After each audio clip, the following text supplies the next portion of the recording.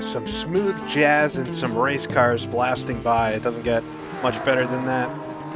How y'all doing out there? I hope you're well. Whoa, we zoomed in too much, destroying the peaceful scene here at Le Mans. Welcome to Le Mans 2.4 hours historic with the SROL group. So we see Coin blasting on by in his Porsche. It is an evening time at Le Mans. That car doesn't have its lights on yet, but it should soon. Jaguar blasting by. I hope you're all doing all right. Hello. Hello from wherever you are. I'm excited for this. This should be good. A full 2.4 hour race. 2 hours and 40 minutes. Not 2 hours and 20 minutes and some change. So it's a 2 hour, 40 minute race. Full day to night to day cycle. And a full grid should be 50. Whoa, Chapparal's so loud. Should be a full 50 different cars on the grid of all different makes and models and classes. We'll come over towards the pit lane, see if we can spot any of them.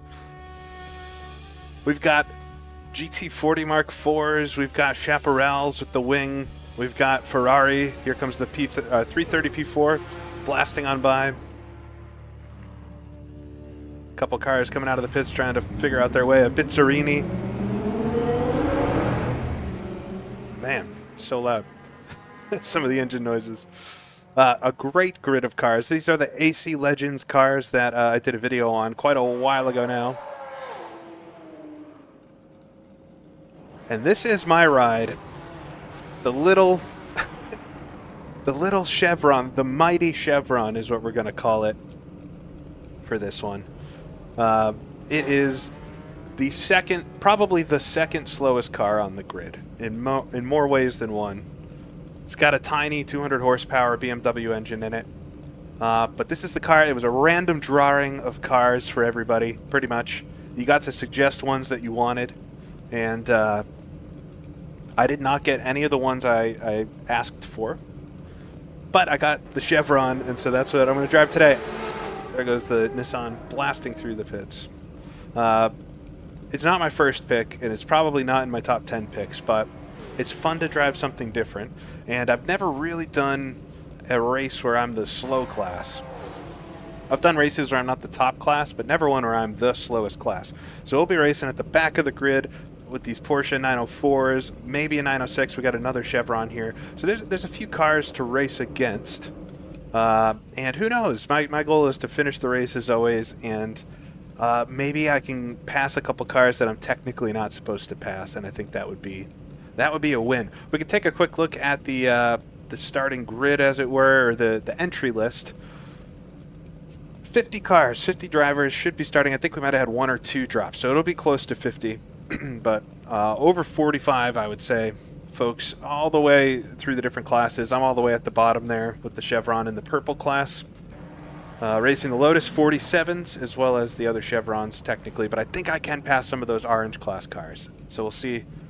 We'll see if I can do that today. We're in practice right now. We've got about 15 minutes of practice left.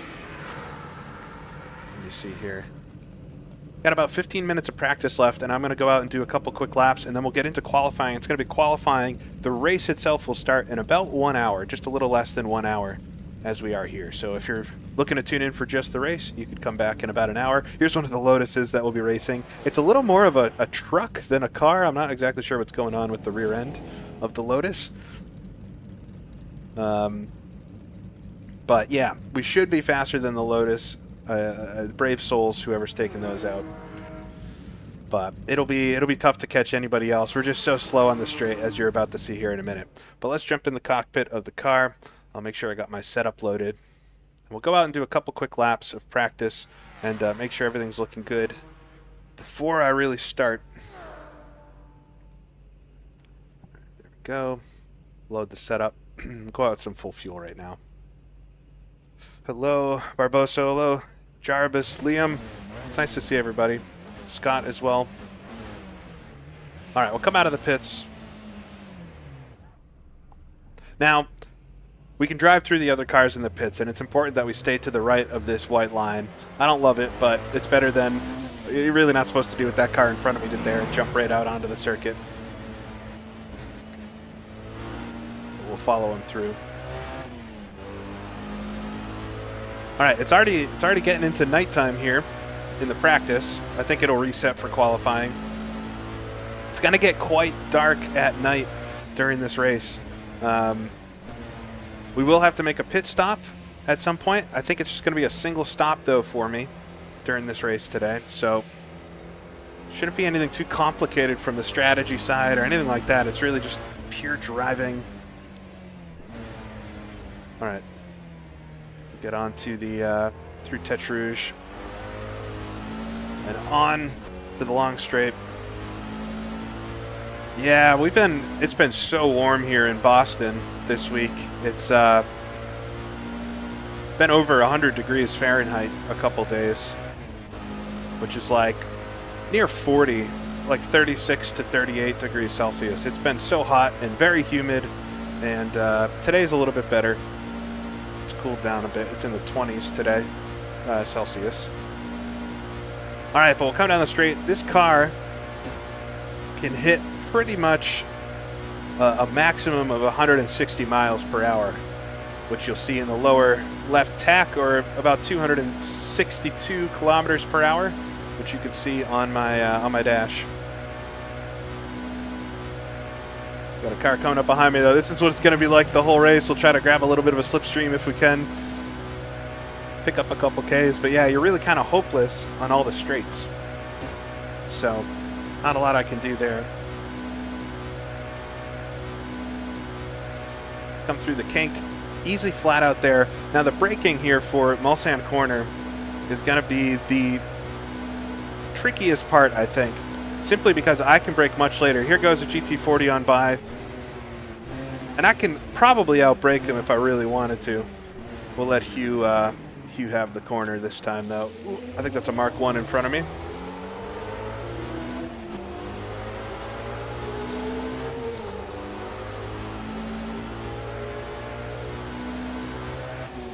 Oh, look at the sky. This might just be a relaxing race. I have no idea if we're going to be racing anybody else directly or if I'll just be doing laps for the full, 2 hours and 40 minutes. We'll see. We'll come now towards the Indianapolis section here. Not too hard unless we had a car trying to pass us, but just before the 100 marker, get it down into 4th gear. Let it slide on through, a little bit of throttle to help stabilize it. Then down to 2nd for Indianapolis itself. I don't know if that right-hander coming into Indy has a name, but then Arnage, 1st gear for pretty much everybody, I'd imagine. Slowest corner on the track. Try to get a good run, though, because this is pretty much a flat-out run to the finish line.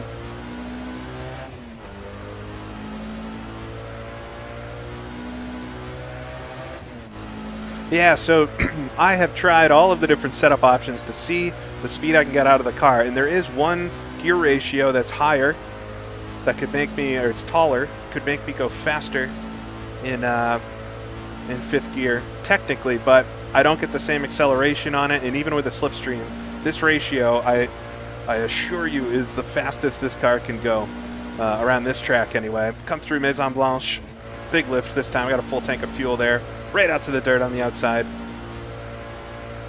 It's very pleasurable to drive. I'm just so much slower than everybody else, so it's one of those things.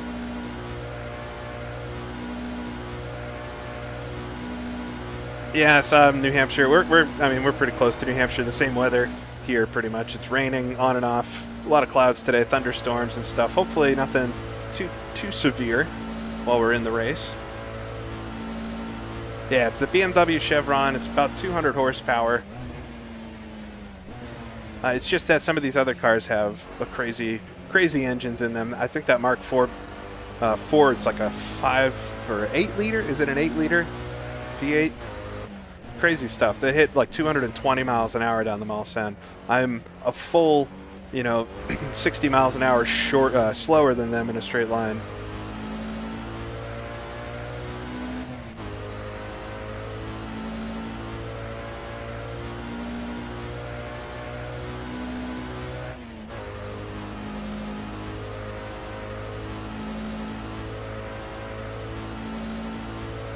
All right, I'm going to come practice a pit stop here.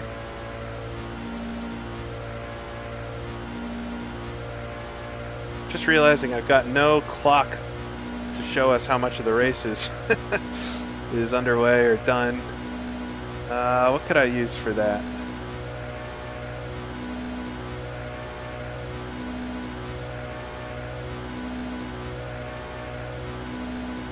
So you get plenty of time on the straights to do stuff, which is good, I guess. Hold on, I have to find... When we get into the pits, I'll have to find some sort of timing widget that we can use to put the time remaining on, because we'll definitely need that.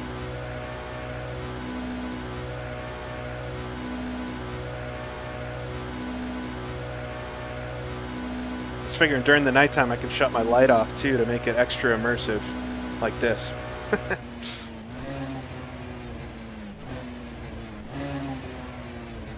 Feel like that fits better, right? We're going to use the engine. We're going to abuse the engine going into Mulsanne Corner to get this thing to slow down. It's going to be a single stop race. We're not running any kind of accelerated fuel burn or anything like that. So it's going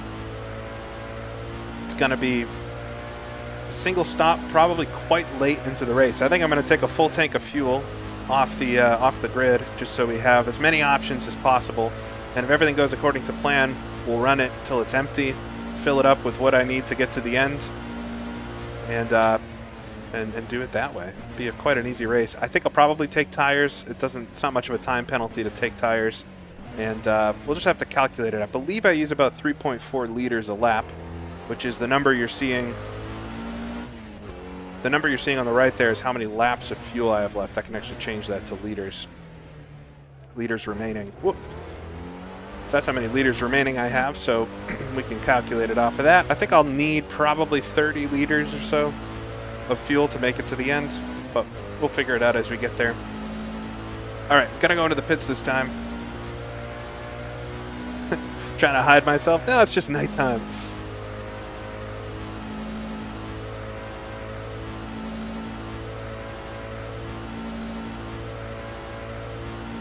Pit entries really wild, especially with cars sitting there. It should hopefully not be like that during the race. A little bit of grass there. There we go. Perfect line through Maison Blanche. Alright, coming to the pits here. I can go flat out until I get to that fence post if I really want to charge it, but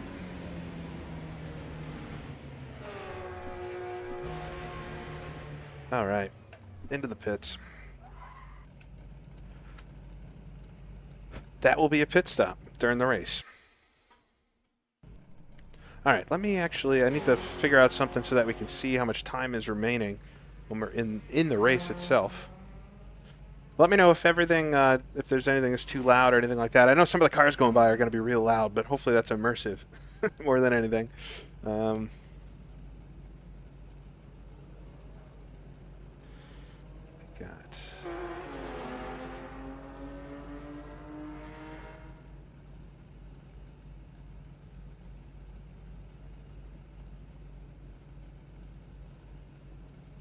Yeah, we'll use this. Put this, should I put this? Oop. Grabbing multiple things here. It's really cool with Assetto Corsa that you can just do this type of stuff and grab and move your UI. We'll do this. Put that up there. Put that under it. How's that look? There is a day and night multiplier, so it's going to sync up. It should be pretty much right on with the with the amount of time that we're doing in the race, so that I think we'll start at like a 2 p.m. time, go into the evening, overnight, back through the daytime to the finish. So it should be lined up with how you'd see it in real life. All right, we'll lower the fuel. So for qualifying, we're going to be able to do quite a bit of laps. I'm just going to go out there and whack through some laps during the qualifying. So hopefully,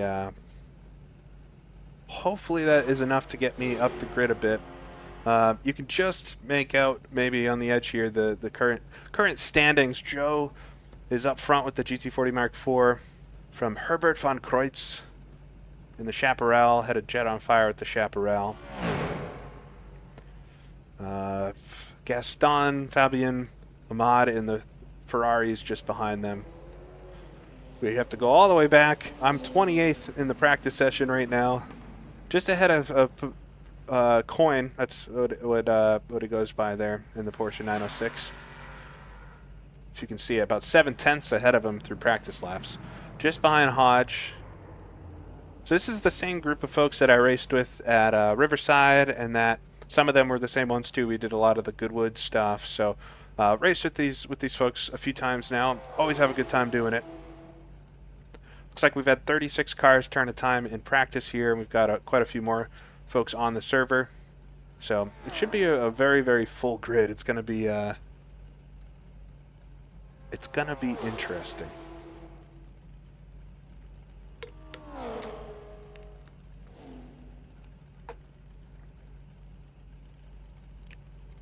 Hey, Ascari. Thank you for the good luck and the membership. 30 months. If I'm sounding a bit rough today, I'm not feeling 100%, so I'm hopeful that I don't have any. I think I'll be fine for the race, but hopefully I can get through the whole thing without too much drama.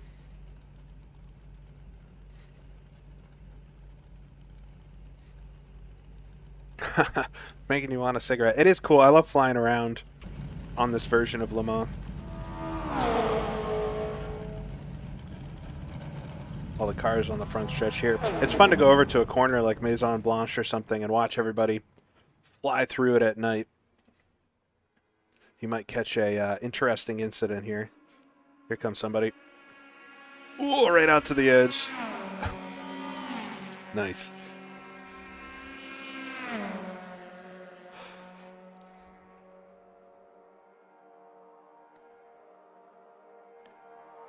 So we're just finishing up practice. There's about 2.5 minutes remaining in the practice session, and then we'll jump into qualifying. We're just watching some cars fly through Maison Blanche in the nighttime here, since this is like a Michael Delaney intro.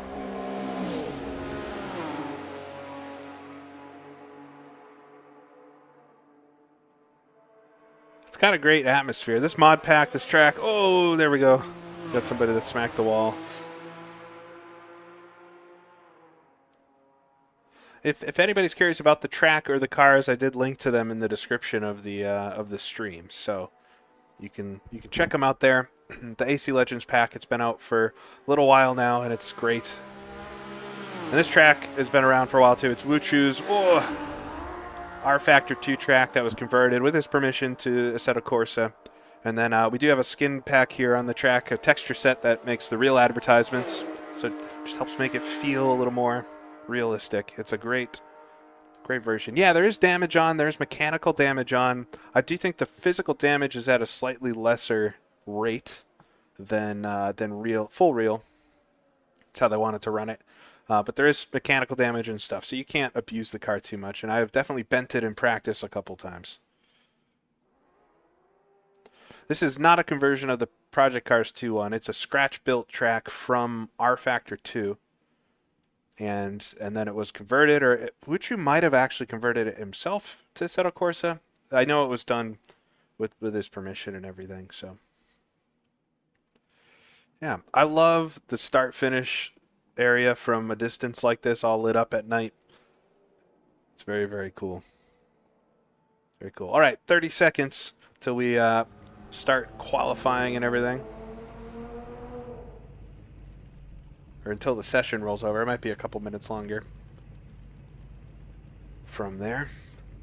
Let's make sure. So setup-wise, yeah, I was mentioning while we were driving gear stack. So I'm running the 355 final ratio. There is one more, and it says we could technically, we max out at 168 miles per hour here.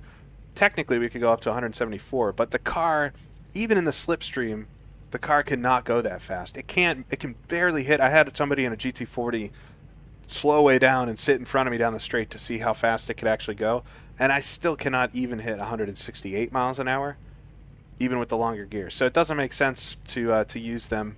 We don't have to worry too much about actual mechanical sympathy or anything like that. So this ended up being the best because it accelerates a bit better, and the peak rev range, or the rev range that it sits in a straight line, is actually closer to peak for the car's power. So we just can maintain that speed a bit better. But yeah, otherwise, there's not a lot to change on these cars. I did stiffen it quite a bit to get it to grip the road, or not actually. We'll slide a bit more being that stiff, but it helps it turn a bit. All right, sessions has ended. It'll be rolling over to the qualifying here soon. Looks like Joe's the fastest car right now. It's doing 3-minute 21-second laps. I'm back in the 3-minute 53-second laps. I was 30th in that practice session. That means there's about 20 folks that didn't either turn a time or didn't really get a serious lap in. So it's going to be interesting to see where I end up on the actual grid. But yeah, hopefully I can end up in front of. We got the Chevrons and some of the Porsches behind me. A few 906s in front. I think so. My best lap in practice up to this point was a 3-minute 50-second lap. I don't think I'll be able to do that again in qualifying. I did like 30 laps in a row and finally got one that was that quick. But if I can get into like the 351s, I would be pretty happy with that.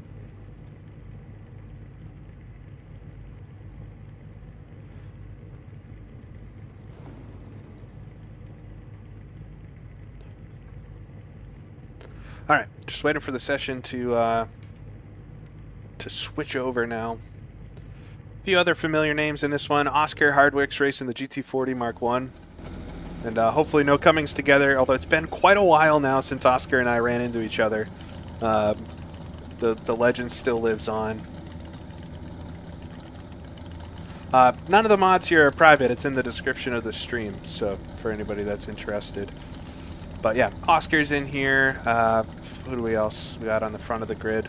I know Nate Lupson is the one that's kind of organizing most of this, and or is organizing all of this, and he's in the race as well, driving one of the GT40s. For those that missed it at the start, I'll quickly look. I'll show you again the entry spotters guide roster for this one. Really cool. Really cool grid of cars. And actually, let me do this. I'll put a link in the chat for you all, for anybody that wants to follow along during the race. Put a link here. Here you go. This was made by Nate Cowan, who's sometimes here, hangs out my Discord quite a bit. Really cool spotter's guide that has all the cars. I'll pin that for anybody that wants to see it during the race and follow along. There's no broadcast for this. It's just kind of a for fun race, so no broadcast or anything like that. But yeah, great spotter's guide. There's a lot of really cool cars in this. All right, the session is finally fully ended. We just got a quick countdown here until the qualifying begins. Back in my car. Yeah, for folks just tuning in as well, my car, I'm driving the Chevron, BMW Chevron, and it's a slow but mighty machine. We're in the lowest class, and I'll be racing the 904s and the Lotuses.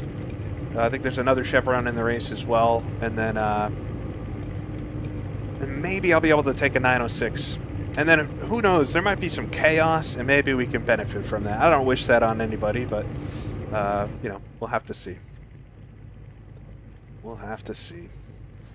All right, one more minute. Yeah, there is a Lithuanian coin who's a friend, I guess, and a friend of everybody. Coin's driving. He's got a really cool car, too. Let me see if I can find that.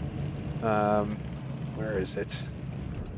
Yeah, we can quickly look at the cars. But yeah, here's Coin's 906. Very cool machine. I love I think it's Venezuelan. Yeah, the paint, the livery on it's awesome.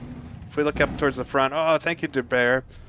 Here's the GT40 Mark IV. Sorry, I'm flying around quick because we got 39 seconds till qualifying starts. But yeah, we got 3 Mark IVs. You got a Mark II here, which will be pretty quick. You got the Chapparals, which, well, you can probably barely hear me. Chapparals are going to be obviously very quick in the corners. Here's an Isogrifo. We got the Lola.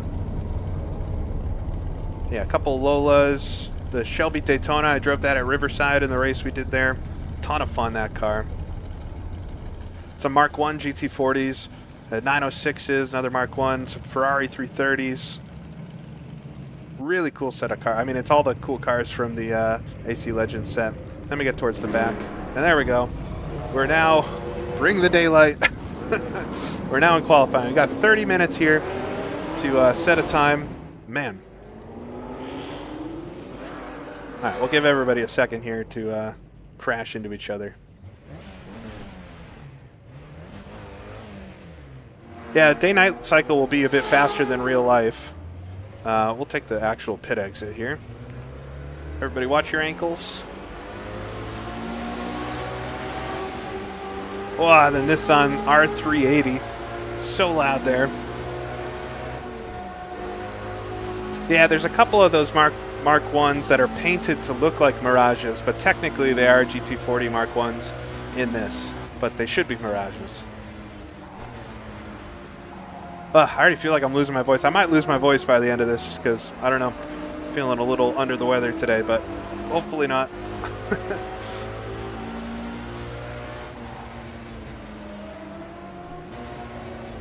All right.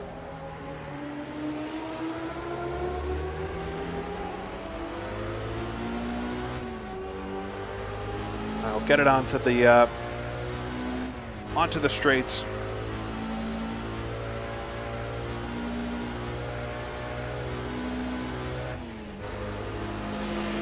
There goes a Jaguar. We'll be able to talk about all of the cars today as they fly on by me.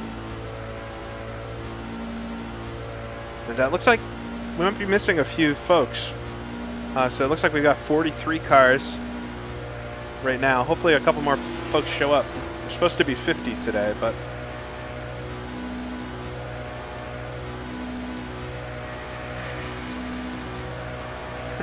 Use my smooth operator video voice. Yeah, I'll turn myself up in my headphones because I tend to talk more quietly when I can hear myself better. So I'll do that. All right. I don't know if it's the weather or if I caught something. I have no idea. Yeah, it's the XJ13, which is cool. Here comes a GT40. I think that's the Mark II. One of the only Mark IIs in the race. All right, I should brake here when I'm on a flyer right at about 250. But again, I can outbrake some of these cars, so it gets a little tricky if you're close to one of the faster classes. I could probably get through that corner quicker than they can, but they'll quickly out-accelerate me again, so it's not really worth passing.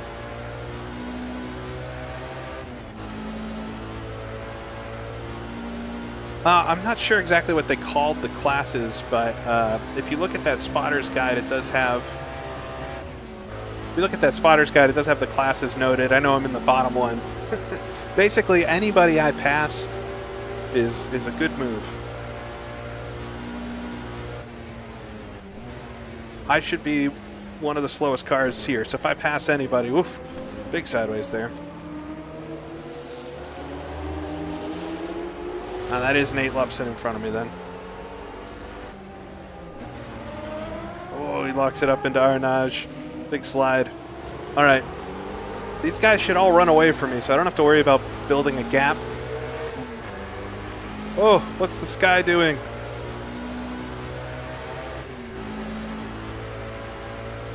That was weird. The sky's moving fast. All right, it looks like I might have slowed down.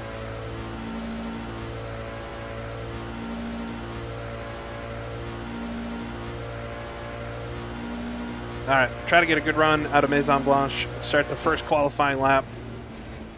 We've been told to stay inside the white lines with at least one wheel. So I wish I would want to cut that corner a bit more, if I'm honest with you. But I've been told that I must keep at least one wheel inside the white lines for it to be legal. They're not going to police it too heavily, but if I do it every lap, they'll get me for it. All right, little lift through the first corner, right up to the wall on the outside, underneath the Dunlop bridge, just past the 200 marker here. Get it down into fourth gear, use the engine braking into third. Try not to slide it too much. I got a yellow flag there. Oh, just tapped the rear end. I think I'm all right. All right, well, that spoils this lap. Just snuck around and I just got the right rear. We'll see what the top speed is. And if it's down at all, we'll pit.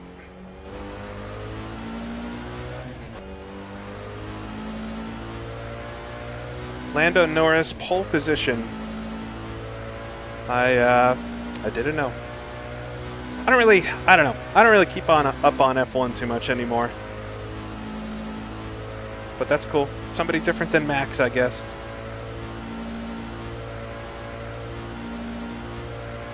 It's very easy to crash in that corner, so this first lap will not be good just because of that, unfortunately.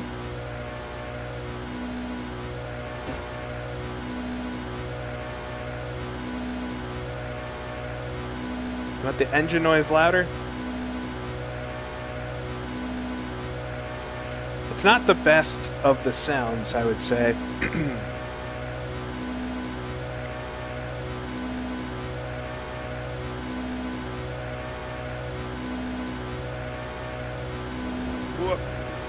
See, that's what I get for reading chat on the straight. I got it is just a straight line, but I gotta keep it between the white lines. I'm gonna be keeping it on the left side of the road so that cars can pass me down the right side. All right, I'm gonna practice braking right at 250. We'll do it pretty violently on the downshifts for qualifying here. We'll have the mechanics put in a new gearbox before the race. Whoa, too much slide in there.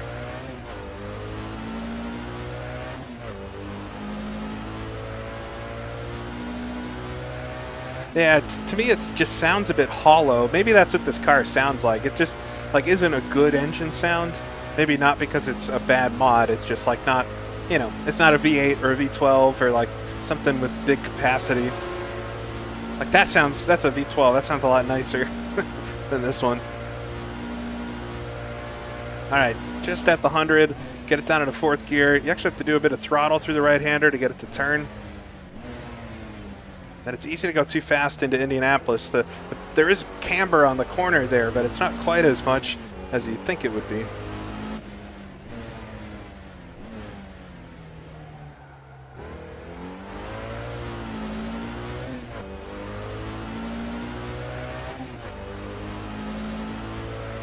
Yeah, but it does loop a little strange with the engine noise and stuff. Hopefully not too annoying or anything like that.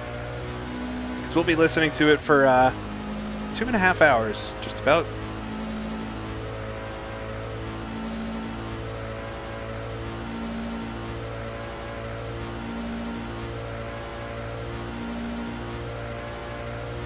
All right, practice coming through Maison Blanche. Just a wheel on the dirt to the left there, or to the right, and then the left. Whoa, right out to the wall. Got it flat that time. All right, let's hope I can get a better lap this time without anybody spun out in front of me.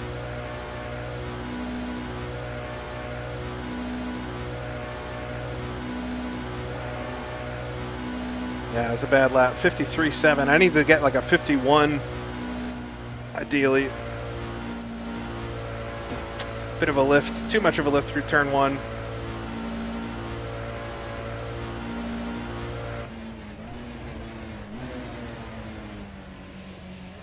Another yellow flag. Come on, guys. All right. It was clear just as I got through there. There comes all the time I lost last lap. Down to second gear for Tete Rouge. Slide it a little bit, but you want to get on the power as soon as possible, obviously, to get this run out onto the Mulsanne. I was all right through there. Got a couple cars coming up behind me. They should get me on the straight here, though, before we get down to the Mulsanne corner.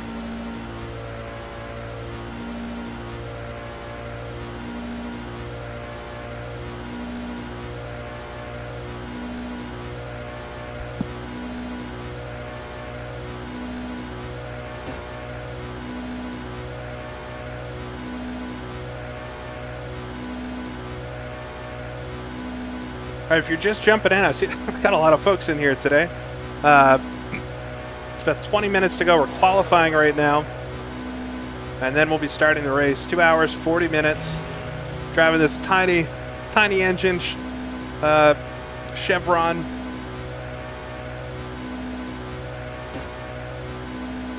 Yeah, the convention is to stay on the left side of the road for the slower cars and let the faster ones go on the right. Yeah, we're 2 seconds up. This should be a 251 if I stay on it for the rest of the lap. Get right at that 250 marker. Hard on the brakes. Just don't lock them up. Ferrari comes right up behind me. A little less dramatic this time through there.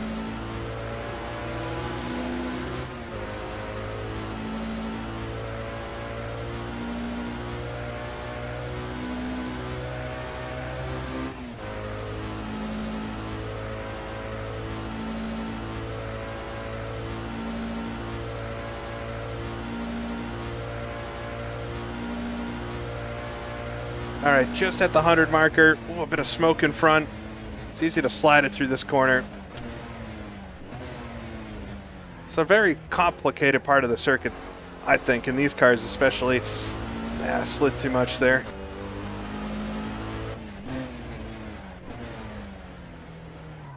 Come on. Slid a little too hard into the braking zone. I'm going to lose some time on the exit, but not too bad.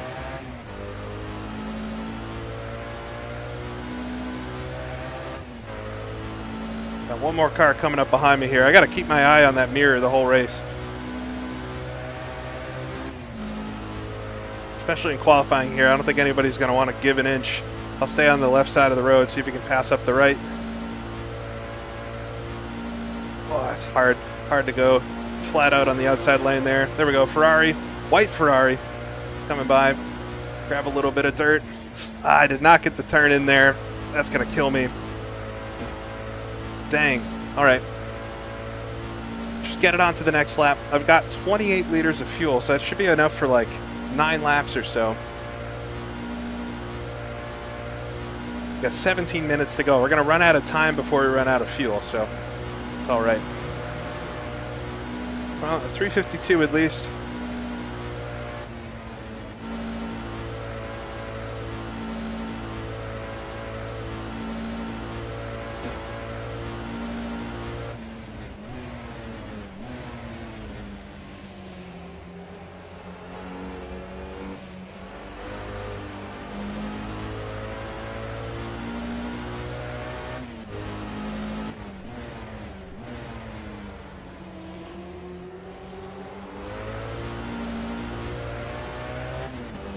little bit messy coming on to the Mulsanne.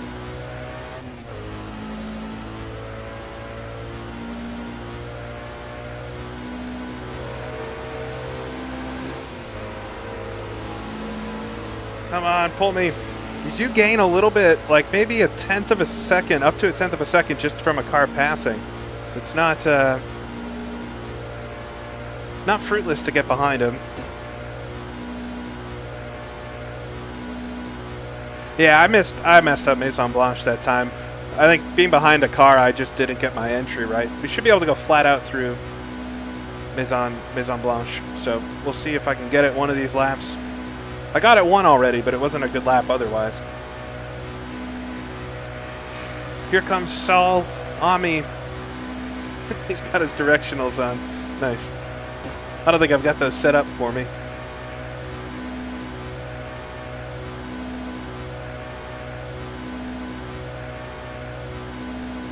Yeah, power slides work on certain types of corners, but slow corners, you really don't want to slide too much in this car anyway. We just don't have the torque to accelerate. All right, come over the top of the hill here, right at 250.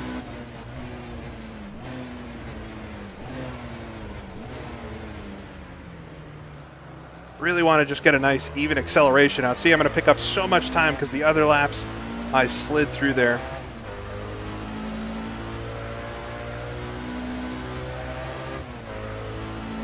I think Saul raced with us back with the HRRC. If anybody here remembers that.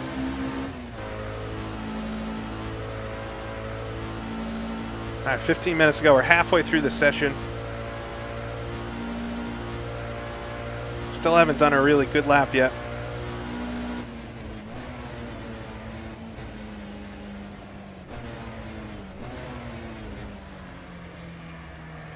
Just give it that extra breath to not slide.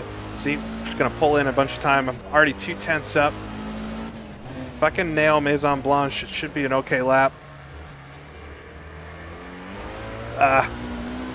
Not good through Arnage. Lost a 10th. HRRC, what was that? Seems like a dream.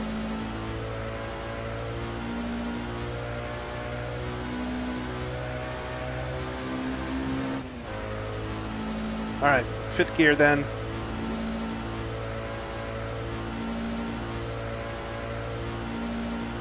Should be better this time through the top of the hill, just because I'm not getting past here. All right, oh, we got some smoke. Days of Thunder moment, flat out. Come on. It's not going to count. I hurt the car there. Dang. I held on to it, though.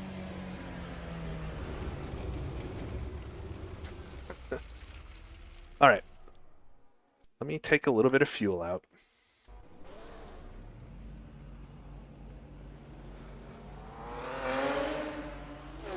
Take a little bit of fuel out. We'll go back out there. I got enough time to get around, do a couple more laps.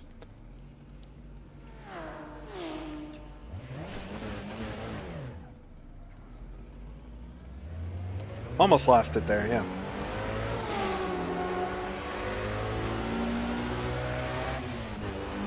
I should have lifted. I just didn't want to.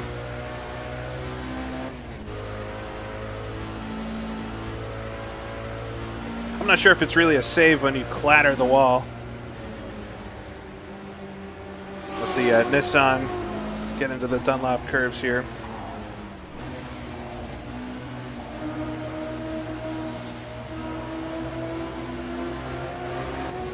Cold tires again.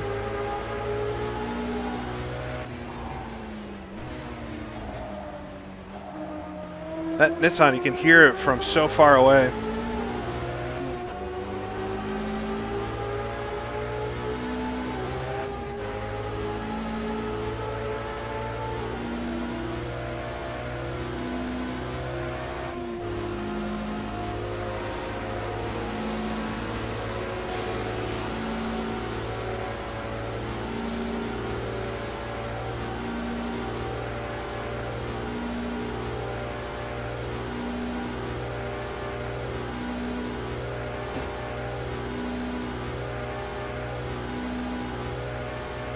Yeah, I think in real life this car would have possibly exploded had I done that.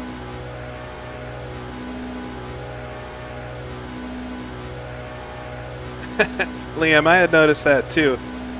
So the numbers I've got on the dash there, the green numbers on the little HUD, which is it's a HUD called Sidekick, by the way, if you're looking for something. But those green numbers are my tire wear, but you'll notice that the fronts are not at 100%, even though I just came out of the pits. And for some reason, through the trickery and weirdness of Assetto Corsa, they just don't read 100% until you got them up to sufficient running, maybe the first lap or so. And then they'll stay 100% for a very long time until they start to wear out. These tires take forever to actually wear out to the point where they don't produce grip. So we probably could do this full race today without changing the tires, but because we're going to have to pit for fuel anyway, and they do change the tires at the same time as the fuel, then it doesn't really make sense to skip them. It'll be better to have some new tires, maybe for that 1% more grip I'll get at the end. So we will change tires in the pits today. Unless something weird happens, you never know. Hopefully I don't get any damage on the first lap with all the shenanigans that are bound to happen here.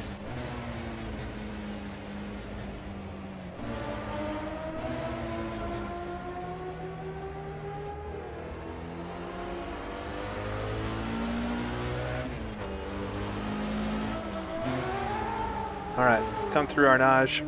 You should recognize this part of the circuit. It is unchanged through Indianapolis there, through Arnage. It's identical to how it's always been. Coming up the hill here, come through this left-hander. This is like it is today, but right where the red car is now in front of me, that's where the Porsche curves start.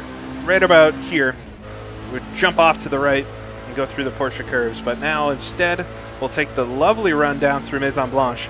I love the flow of this part of the track. It's obviously extremely dangerous, so I can see why they changed this. But it is quite the thrill. Try to get a good exit here for the next lap. There we go. Much better that time. Look at all the skid marks. That is the place to crash, I guess.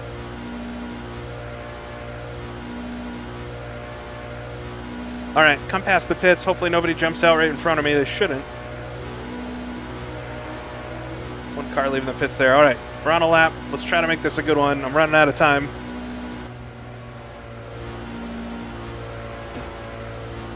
Not too bad of a run. A few hundredths down. Come over the top of the hill. Nobody stopped in front of me. That's good. Down to the Dunlop S's. Floated in just a little bit. We got one car jumping out of the way in front. That's all right. Nice. That was perfect through there. Up to fourth gear for just a minute, then down to second for Tetrouge. Just try to get the best exit in the world here. Missed the apex just slightly, but it's all right. I carried a lot of speed there. I'm up 4 tenths. 4 tenths. That's good. Now I just got to think about the rest of the lap for these very long straights. It's the trick with Le Mans.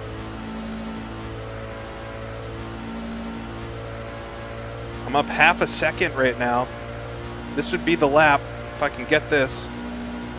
Yeah, that was about as good as I can do that. So let's see if I can put together a half decent rest of the lap and at least come across the line with this one. Got 8 minutes to go. I should have maybe 2 more laps in it.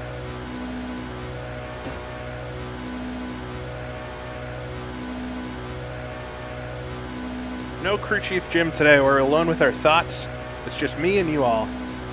Me and all 450 of you.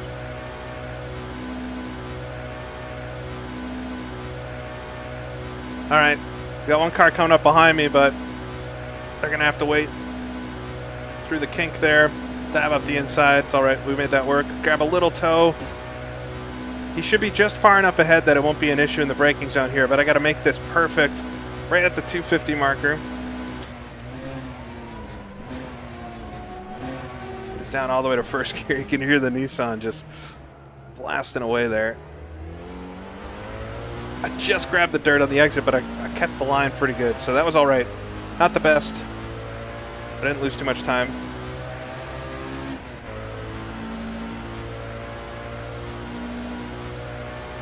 All right, I got Saul coming up behind me as well.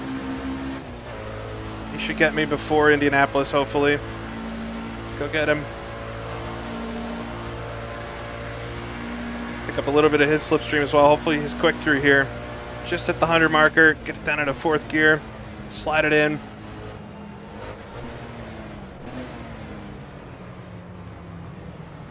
Oh, it's so old. Ah. I mean, it's not really his fault. It's just traffic. This is what multi-class racing is. But, that was such a good lap, too.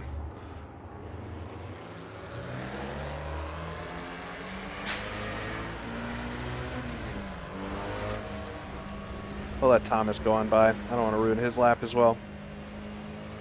That's so frustrating.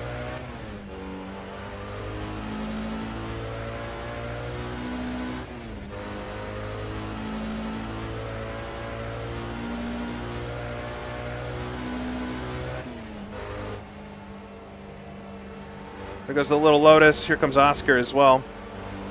Oh, God, we're catching a whole bunch of cars coming up behind me.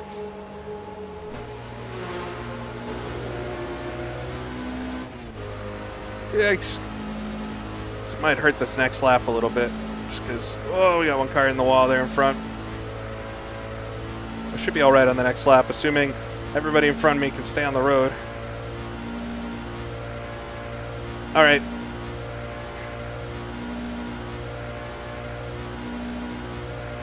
Try to get a good lap in. One car exiting the pits in front. It's going to be right on the line.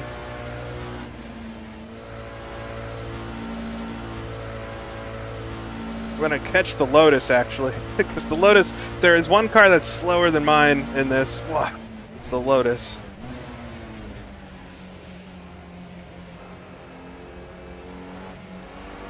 My God, it is a mess out here right now.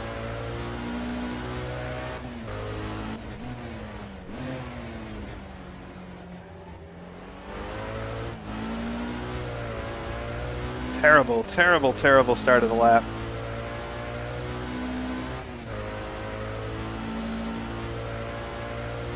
Well, we're going to be starting back in the rear no matter what, but it says I'm 38th out of 43 right now.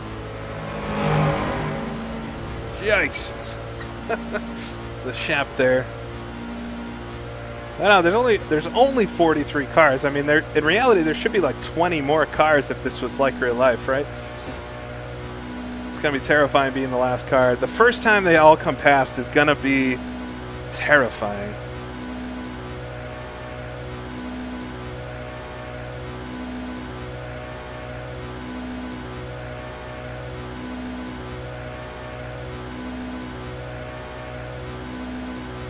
I might be top 20. If I can avoid the chaos, who knows how many cars I can pass.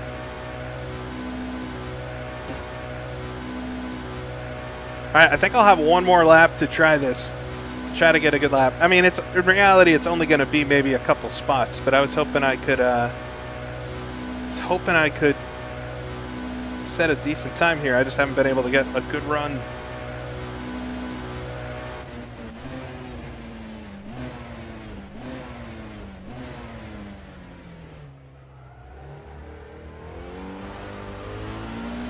That actually tightened me up quite a bit on my best lap.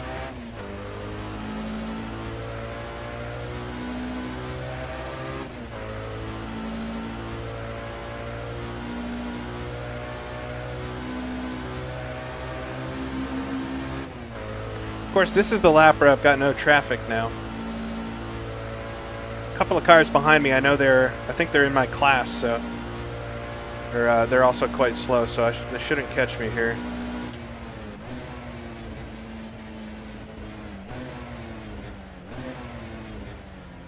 Slowed down for Indy. It jumped on the entry.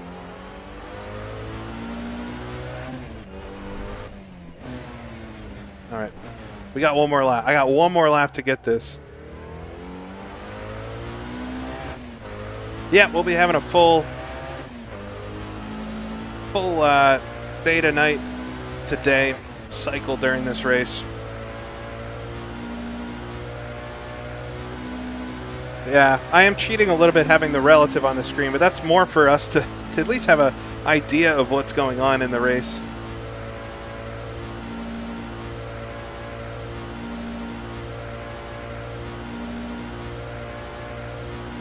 All right, we'll come through Maison Blanche.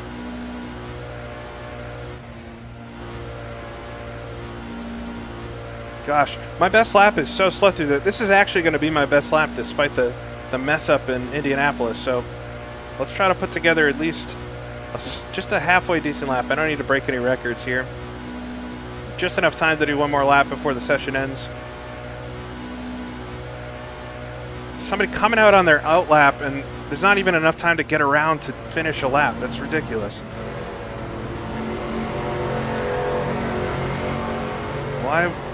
Why would they do that? The Jaguar up there. Good. They just run into the wall. Just saved that. My God. Why would they come out of the pits when there's a minute left on the clock? Makes no sense to me.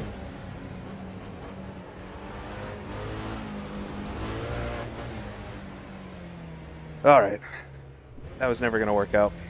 There's too much happening. I don't know. Very disappointing qualifying session. It's just like too much happening during it.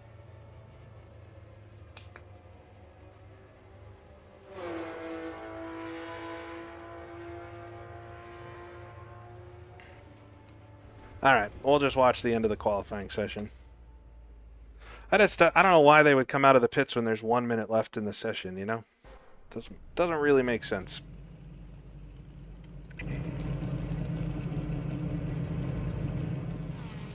All right. Well, if we look then, I'm ahead of both of the Lotuses and the other two Chevrons, so I am the quickest of my class. So I can't be that upset, but I think I could have maybe got up here with those 906s. I guess a 49 is probably too fast, so maybe I got to where I was going to get anyway. Yeah, maybe they're trying to test something. I don't know. Anyways, 2 hours, 40-minute race. It's much longer race than just a single session, so plenty of time to for things to happen. I guess I am starting first in my class, so.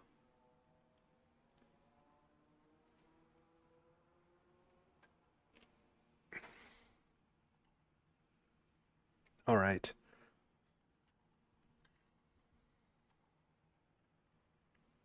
Wish I could make this bigger for you all to see, but I don't know if there's a way. But it looks like currently Jet on Fire in the Chapparal 2F is this is our current pole sitter.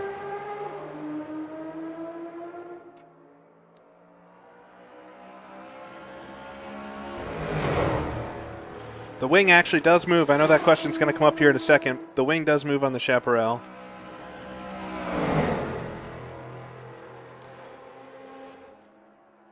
This track was originally made by Wuchu for R Factor 2. If you're curious about the classes and the cars, the link that's pinned in the chat is a spotter's guide. It's a spotter's guide to all the cars. So I believe there's 5 cars in my class. Yeah, it looks like Jet on Fire is up front there. Joe's in second place, I believe, leading the way in the next class down. The 330s would be in that top class, I believe. So the GT40 Mark II is here. Much quieter. Corey Andrews there.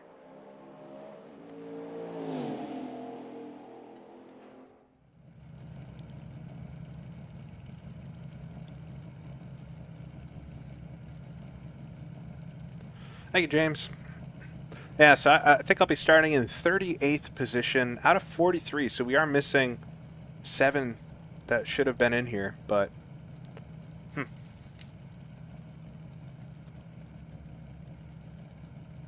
But I did beat one Porsche 904 and both of the other Chevrons and the 2 Lotus 47s. And I'm starting behind 4 Porsche 906s in a row.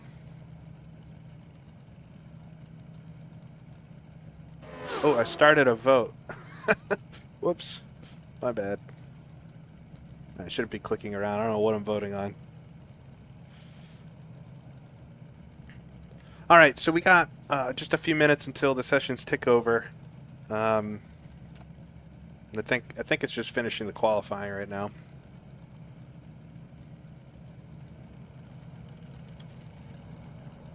Yeah, lovely track. The cars, everything's just like kind of perfect about all of this coming together. Made by lots of different people. You know, it's a lot of different work that's all pulled together to make something great. Whoa! The Lotus 47 there having a massive shunt on the front stretch. My God. Well, if you want to get involved in something like this, there is a link to join the SROL League, which puts these races on. It is a little tricky to sign up in time. These sign-ups go very quickly. But once you get into one and you qualify and everything for it, then it becomes a little easier to do future races. They try to get a group of drivers together that can, you know, put on a good race. There might be a few shunts early on, and so maybe I'll benefit from that. I don't know. I'm not sure. But I appreciate everybody tuning in. It should be a good race. 2 hours and 40 minutes. It's going to be a long one. But we'll have to pit once. It'll go to nighttime. I just got to take my time with it. There's plenty of racing to do. And with the faster cars and everything, we'll have a bit of a calm for a little while. But all right, I'm going to take a quick break before the action gets started here. And I'll be back, and then we'll get going with the long race.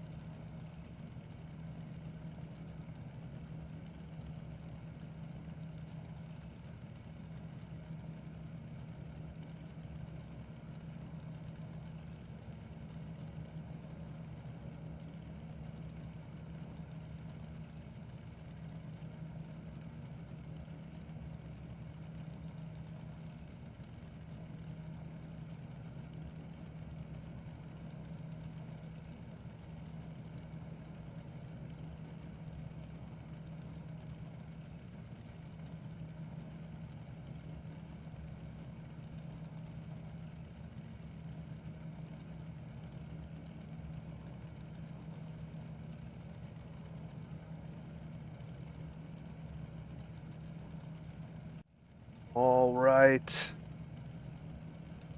The time is changing. The cars are being placed on the grid. I think it's time to get started with this thing. That's not my car. First, got to make sure I'm in the right car. Be ideal. There we go. All right, load the setup. And fuel is full. Our pit stop strategy, I've got it set up to add 30 liters right now, but once we, well, we'll probably have to talk about adjusting that once we get into things and all that. All right, let's get in the car and get ready to go for this race. I don't know what kind of countdown we get. I think it's still going to be maybe a minute or so.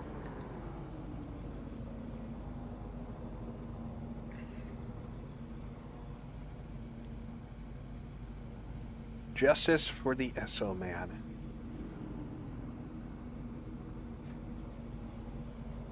Yeah, we're on full fuel. We're on full fuel, and for the pit stop. Oop, I don't know why. There we go. We'll take, right now I've got it set to take 30 liters and change the tires. We might have to adjust. 30 liters gets us about 9 laps, so we'll have to try to figure out how much much I need. But once we get to 1 hour, 20 minutes, I'm starting with 94 liters of fuel. So let's look at the fuel when I'm at 1 hour and 20 minutes, and that should tell us exactly how much fuel we will need for the end of the race. Start in the next room and run, yeah. All right, I'm going to turn my headlights off for the start here, hopefully save a couple frames per second, because I'm sure things will be taxing the system quite a bit. But we just have to wait. It might be a minute or two before before things really kick off. I don't know. Yeah, we're starting back, though, in 38th position, I believe. I don't know why the relative says 6th and the position says 18th. I'm sure that'll sort itself out after we get off the line. Yeah, this is live with real folks. Full grid, pretty much. It was supposed to be 50. It looks like we might have 44 that start the race, so we'll have to see.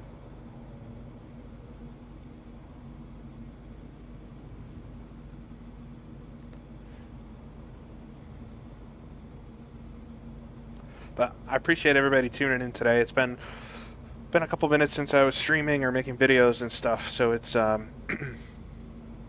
it's fun to do something finally. That should be a good race. I always like racing with the SROL folks. They're a good bunch. All right, so plan off the line here is to really just try to get through onto the Mulsanne in one piece. I'm not looking to do anything crazy there. And then once we get through Mulsanne Corner, which is the main thing I'm afraid of, is getting through Mulsanne Corner. I think things will be much better through there. Of course, Maison Blanche on the first lap might be a bit scary, but we'll have to see. I don't know. Just best wreck avoidance I can, and then try to get to the end of this thing.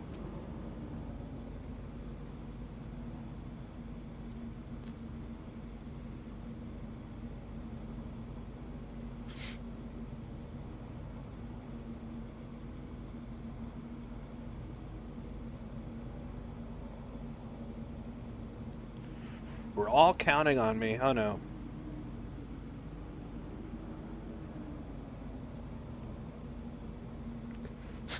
We're gonna bet on whether or not there'll be a pileup at Dunlop. There might be.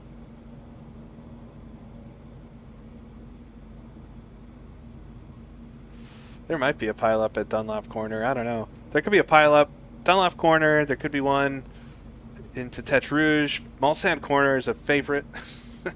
And then Maison Blanche tends to be another one where things can happen. We should get decently spread out on the first lap, I imagine, though. Just the speed difference on the straights, it's gonna be interesting. We'll have to see if everybody has a straight head on and tries to get through the first lap all right, at least. It is a standing start, though, pointed like this, which is a bit interesting. It's not ideal. I guess it's a little more historically accurate, but yeah, we were talking about last night with some of the folks, the sandbanks, they're a little more like jumps in this version because they really just launch the car. They don't really catch you like they should. So the car kind of scoots off of them and launches into the air. We're just waiting for it to start. I mean, I think it's meant to start here any minute now. I don't know. Lewis, that's what I'm hoping as well. Based on the pace of the car, I should arrive after it's all done. The track is clean, and I can just fly on through and pick up the positions. But we should be starting 38th here based on qualifying, and there we go. All right, there's the lights. All right, we'll get ready for it. 2.4 hours of Le Mans, 2 hours, 40 minutes. Classic, historic, 67 sports cars. Try to survive here the early laps. There we go. Green. We're underway. As everybody piles up right against the wall there. Oh, boy, we got cars already knocking into each other. Oh, car behind me spun.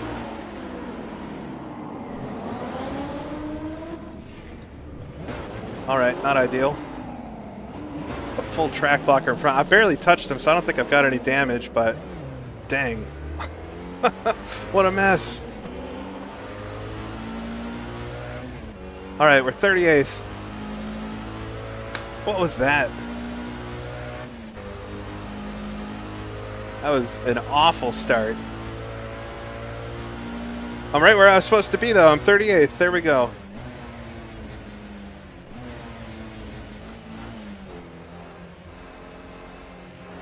What a mess. I don't think I got any damage, though. That was a pretty light tap.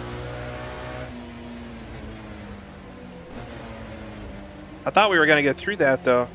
But it was right at the end of the straight there. Somebody was sideways, and man, that car in front of me just bounced back my way. All right, I think the car in front is one of my compatriots here in the Chevron. So we should have the same top speed and pace in general.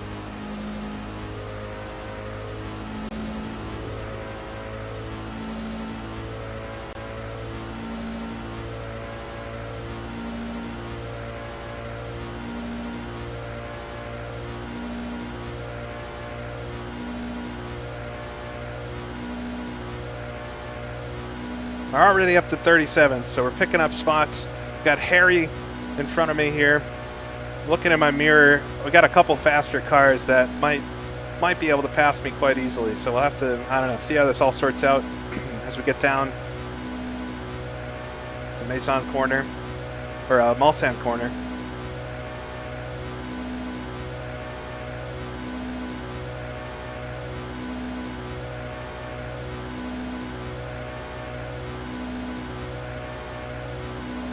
All right, here comes a Porsche.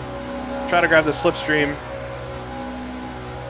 Now, over the pace of a lap, somehow I out-qualified some of these cars. I don't really know how that's possible. We'll break a bit early here in the opening lap. Seems like if there were any messes down here, they've been cleaned up. Oh, a car in front runs a bit wide. Oh, we got somebody on the other side of the sandbank, too. All right, past the Chevron, 2 spots there.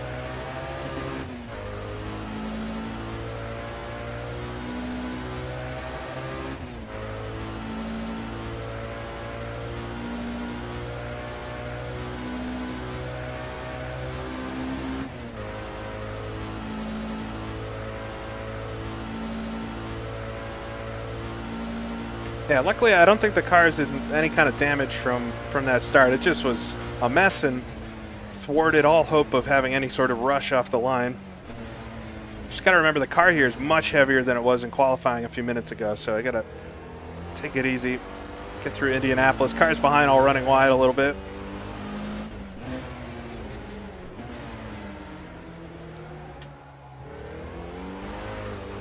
All right, come towards Maison Blanche for the first time. Oh, I see a car spinning in my mirror there.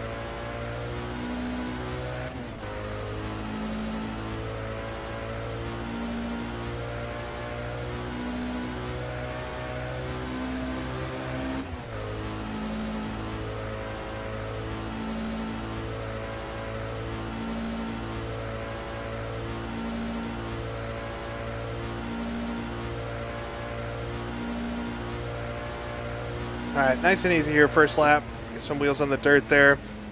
Shoot it in through Maison Blanche. Nicely done. A couple skid marks. Oh, I think we might have had some shenanigans there up front. We'll come past a few cars in the pits. Here comes that Jag coming on past again. So 36 after first lap. That was such a mess. But we'll settle in now for the long race. Got a couple cars in the pits then. Maybe fixing damage or something.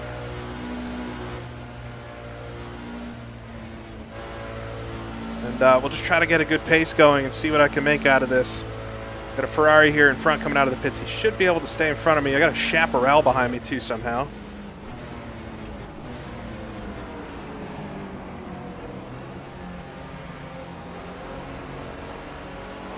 Well, Ferrari taps the barrier there.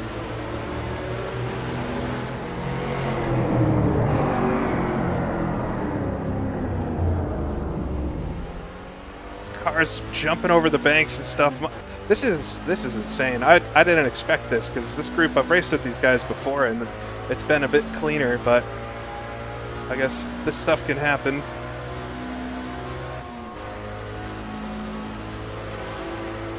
Comes a Ferrari. Car directly in front of me is a 250 LM, so that's going to have a lot of top speed on me as well. Although I'm probably a deal faster than it at the corners than Jake Witcher there. This race, it just started. We're 6 minutes in, and it's been chaos so far. Here comes Jet on Fire again. Second time he's passing me.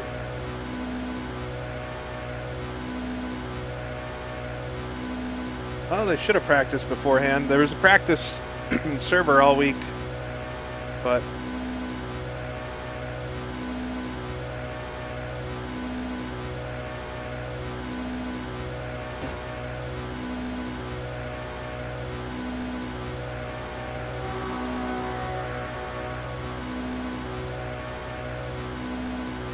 all right, another 250 LM making a pass there. We'll break. There's more cars off here down at Mulsanne corner. Oh, coin is off as well.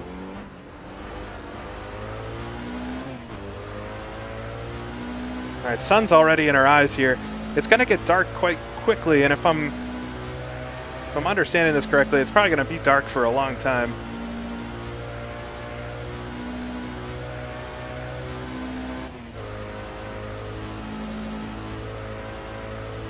All right, I got a Lotus in front of me, so we should be able to get him on pace. Need my headlights now.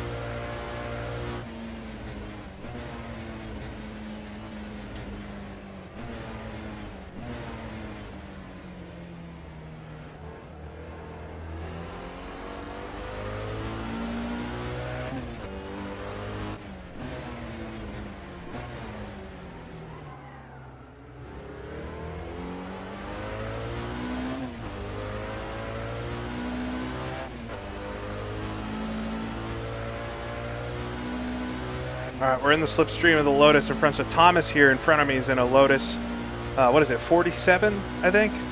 Quite a slow car for this set of cars. Interesting car. It almost looks like it has a truck bed. But we should be able to get him. Oh, it looks like Oscar is out of the race.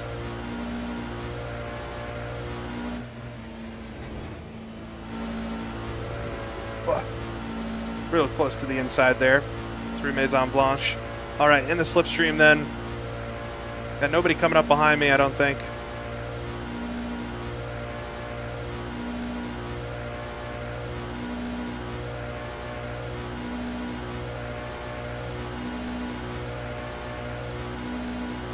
.355 on that last lap. Still a lot of chaos through it, but hopefully things smooth out here. That start was pretty dreadful. All right, Thomas is right in front of me now. Come up the inside into the Dunlop curves. Gives me the spot. Try not to hit the wall here. Slide a little bit. Whoa, right out to the outside wall. He's going to have a run on me back down to Tete Rouge. I slid it a little too hard there. Get it down to second gear. A cut off right in front of him. Just come through Tete Rouge onto the Mulsanne. I should have the top speed, but I'm interested to see in the slipstream if he's able to stick with me.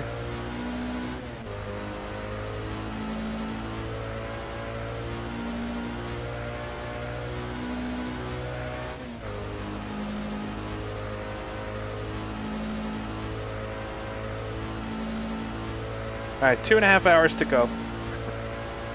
Hopefully the rest of this race gets fun, because, man, that first part was, I guess it's to be expected. I don't know.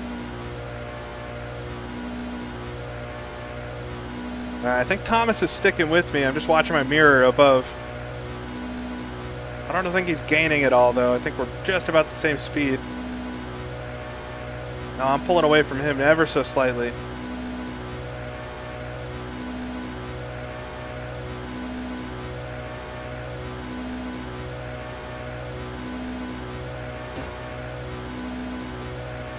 So I've said this a bunch of times, but the mods are all in the description of the stream, as well as the link to the league and everything. So none of this is hidden or anything like that. It's all available.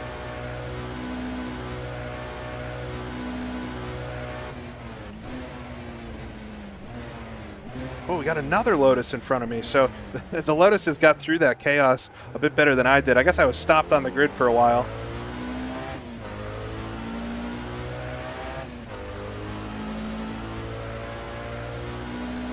Yeah, the sun is, it's gone nuclear as it sets here.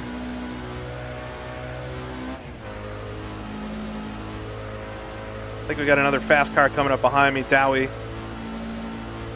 Give him the right side. There he goes, Ferrari 330. I don't know how he was behind me.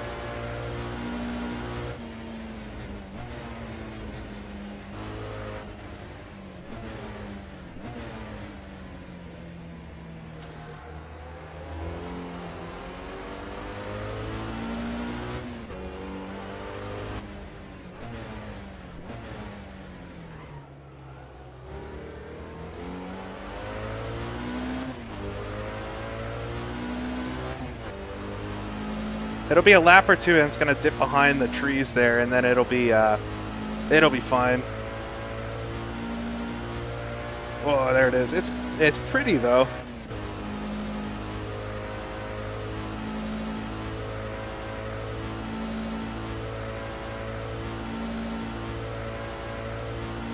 Just keeping an eye on the relative too, who's behind me, to make sure I don't get spooked suddenly. Because at some point we will get the faster cars again.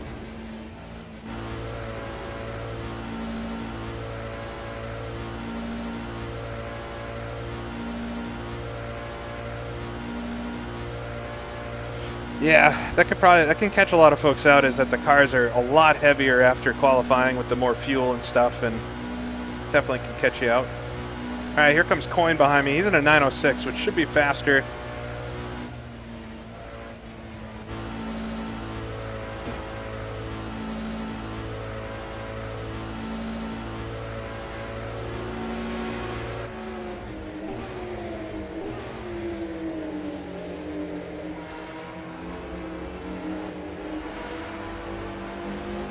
I don't know if I'll be able to slipstream on him. We can see, though.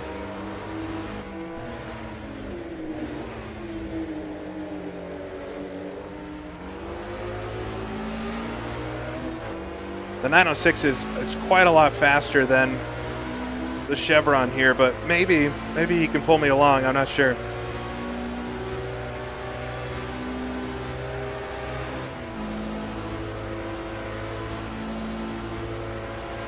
Oh, he might be able to. Oh, is he going to be able to pull me along the whole straight? All right, we got nobody coming up behind, so I could try to dip out. Whoa, that got close. He kind of jumped towards me real quick there.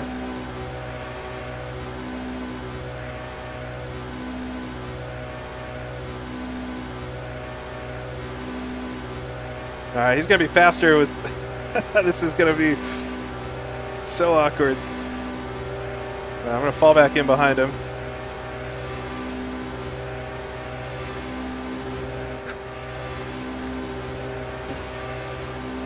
I didn't think I was going to be able to actually get slipstreamed or pulled along like this. I'm going to do the best lap of my life. I just don't want to hit him. All right, I might be able to outbrake him here. We can see. Ooh, that is late on the brakes there, Coyne. Wow. I didn't think he'd be able to stop it.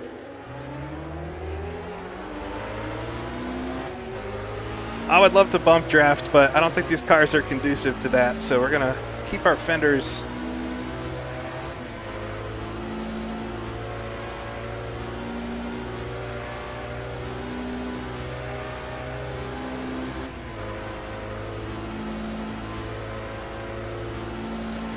No, it's Oscar that's out. I don't think Ascari's not in this race. All right, the sun is now behind the trees.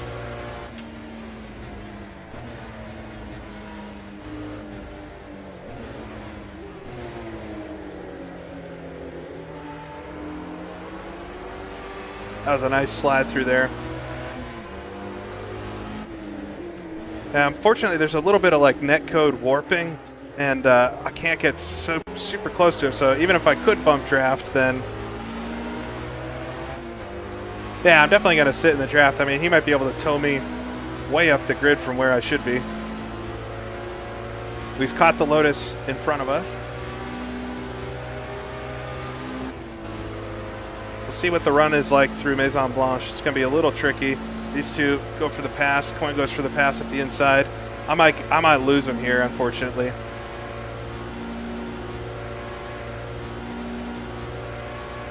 See how these guys do through Maison Blanche.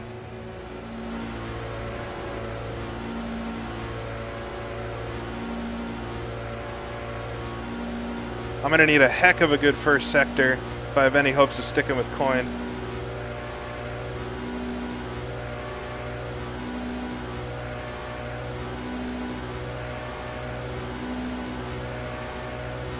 .52.6.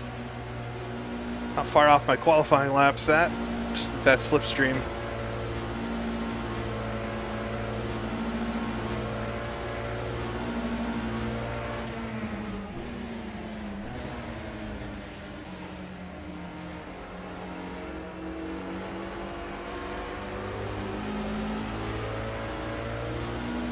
I think I'm going to be just a little too far back to get that slipstream this time, but let's see what kind of exit it gets through Tête Rouge. I went a little too hard through there.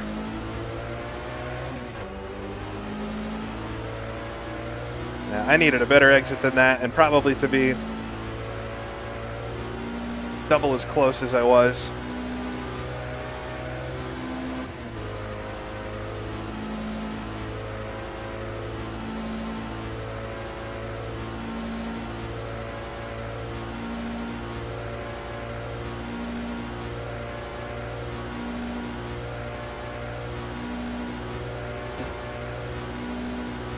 Alright, so that's Kasperi behind me.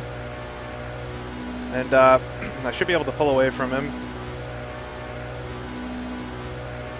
Coin is just 2 seconds up the road. I mean, if he makes a little error or doesn't do it perfectly and I do a good corner, I might be able to get back to him here through Mulsanne corner. But if he gets this really well, then I think that dream is over for now.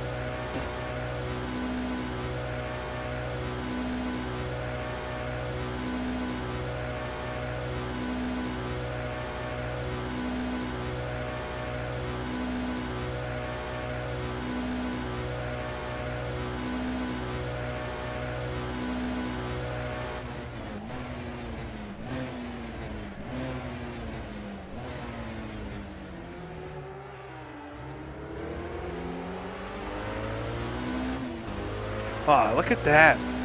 Man, this game can be really pretty sometimes. Yeah, I don't know how to tell where I am in class, but I believe I'm first in class. We'll have to see though. I don't know if it's going to be possible to catch any of these 906s because I got the worst start in the world, and I think my only hope was to start in front of them. So, oh, we've got the headlights on, don't worry. I think we're already on high beams as well, so this is what you're gonna get. It gets very dark at night. Whoa. Couldn't quite get the line right through there that time. Dang. Come on.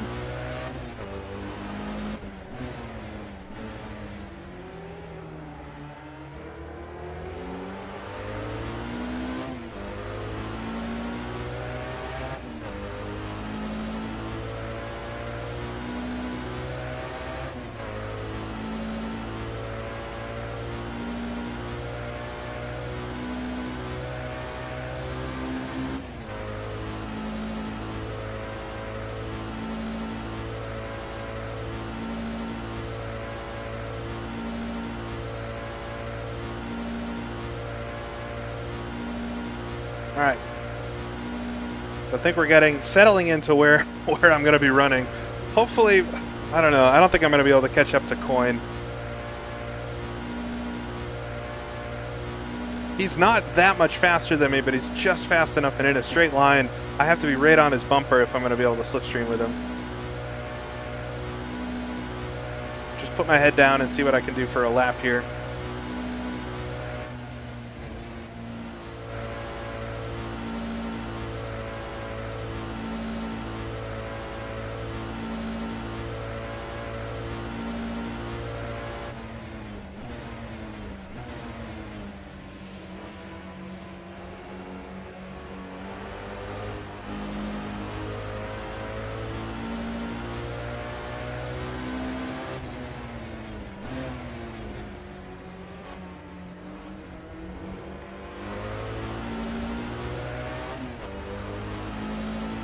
Now, no point in fuel saving. We're very, very easily a one-stop race. In the stop, we're going to only have to take maybe 30 to 40 liters of fuel.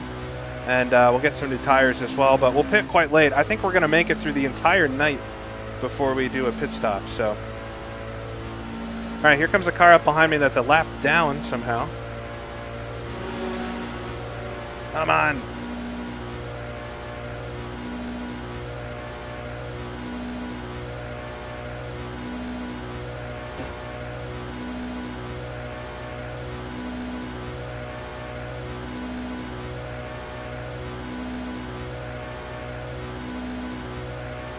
Oh man, the leaders are only 22 seconds behind. That's that's where things are going to get spicy.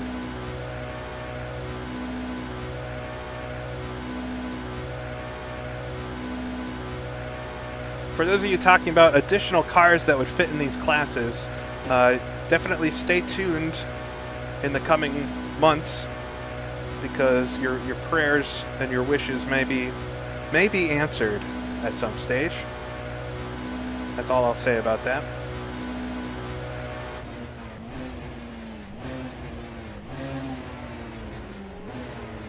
All right, it's getting nicely into evening now. I blew the corner just slightly there through Mulsanne.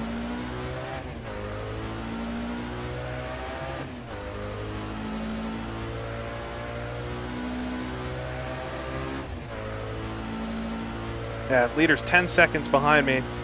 It's one of the GT40 Mark IVs.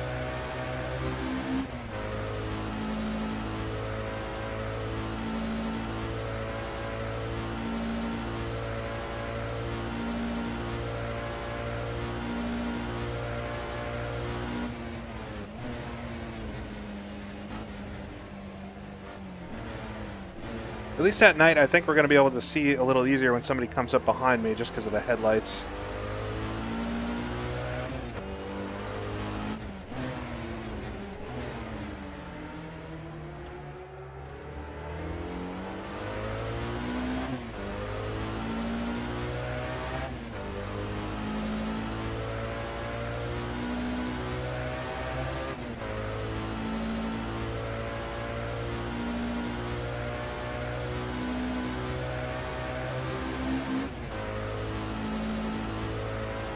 All right, here comes the leader.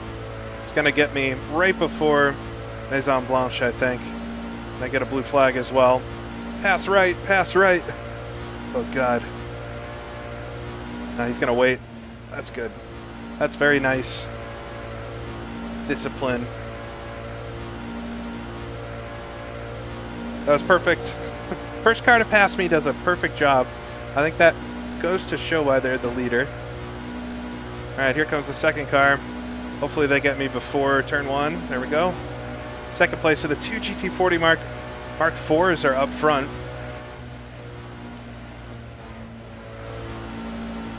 Oh, he's running wide into the wall. Oh man, second place. Taps the wall. I think he's going to get away with that though. Gets his Le Mans stripe through turn one.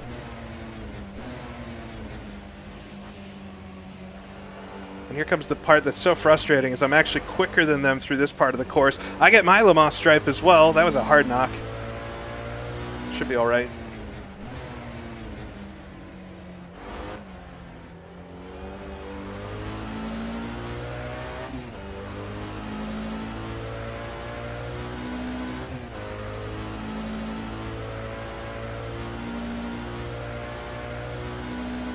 Yeah, we'll see the top speed out. I don't think it would have damaged it too much.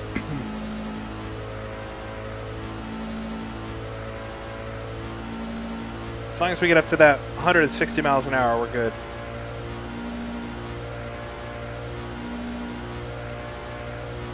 Yeah, here comes the Chapparal, I think. One of them. I think the second Chapparal is quite far behind, so... yeah, still getting up to my top speed, so I don't think we've got any damage.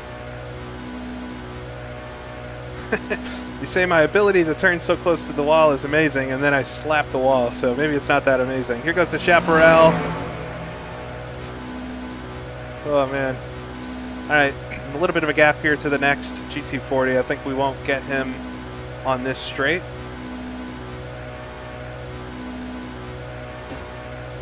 We'll get through the kink all right.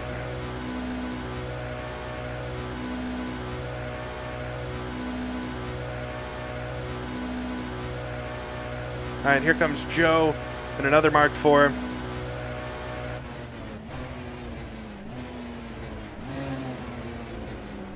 Everybody say hey to Joe. Joe's a nice guy. Quite like talking to Joe. Hello, Joe. Go get him.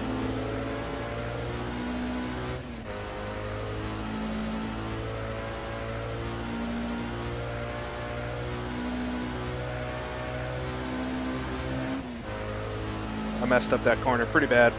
All right.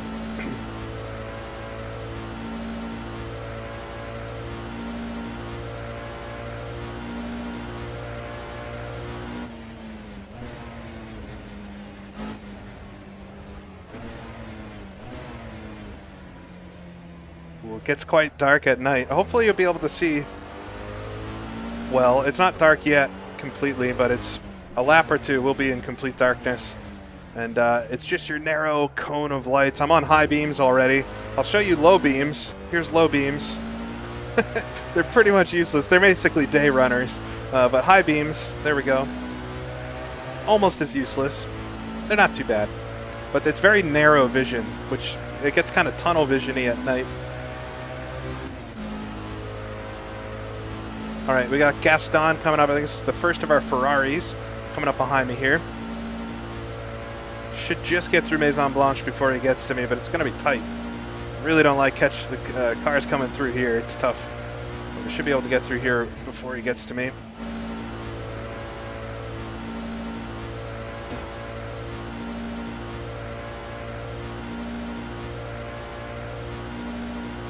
Yeah, we'll use the low beams in the daytime once it gets light again. All right, here comes Gaston. Should get me before turn 1, I think.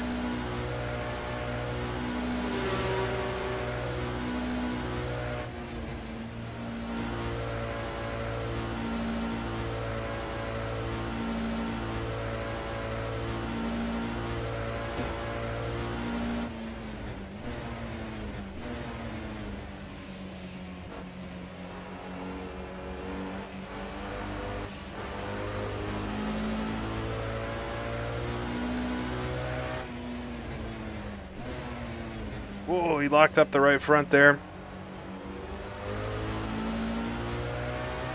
And there's the moon. The moon is rising over the Mulsanne.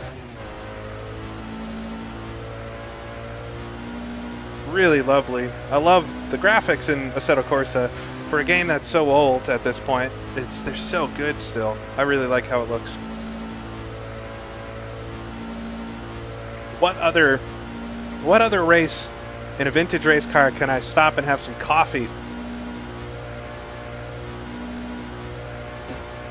Yeah, it looks like Gaston is the lead Ferrari. I believe we got a GT40 coming up behind me now. One of the Mark IIs maybe, or maybe a Mark I. I don't know what Fabien's driving. It's going to get to me almost at the kink. Hopefully I can get through the kink first. It's 2 seconds back there. Oh boy, blue flag. Yeah, this couldn't be timed much worse. He's got me though. Oh, that's a Ferrari. So that's the second Ferrari.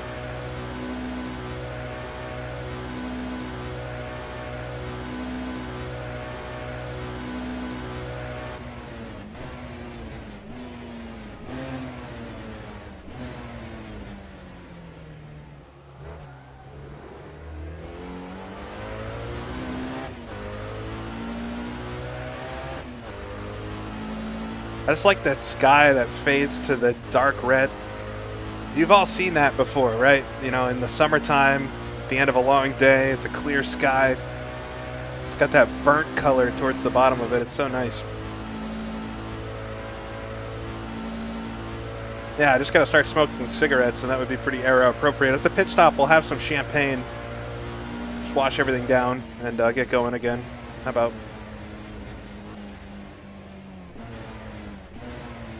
Second gear here for Indianapolis. So the thing about this section of the course is I'm really not that much slower than the other cars, and in fact I might be faster than quite a few of them, so I don't have to worry too much about passing through here. Maybe just with the Chapparal. It's the straights, obviously, that this car just doesn't have it.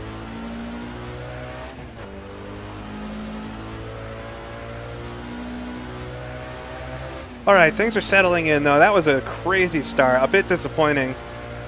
We've all practiced all week, so I don't know why. Just the nerves and whatever get into people.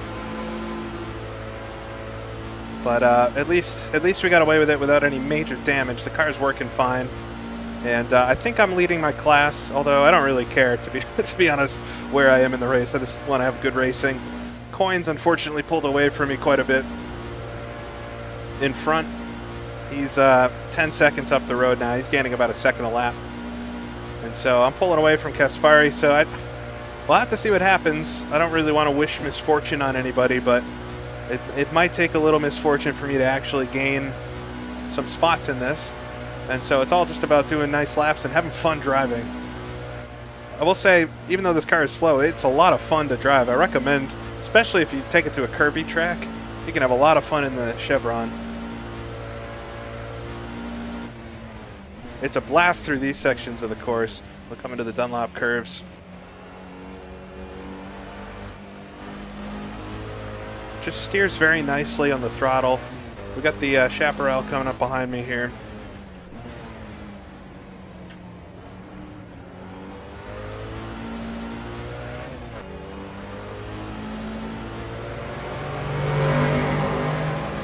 It's the loudest car. Yeah, it might be. I saw somebody in the chat say earlier that it's too loud, and I would agree. I think in the mod that car is too loud. For some reason it's so loud. All right, we got some time behind us, at least 20 seconds to the next car. There's the moon in the sky. It's a bright night. Full moon. Past the restaurants and everything. So we've gained 4 spots that we probably shouldn't have gotten, so it must be cars that are out of the race, maybe.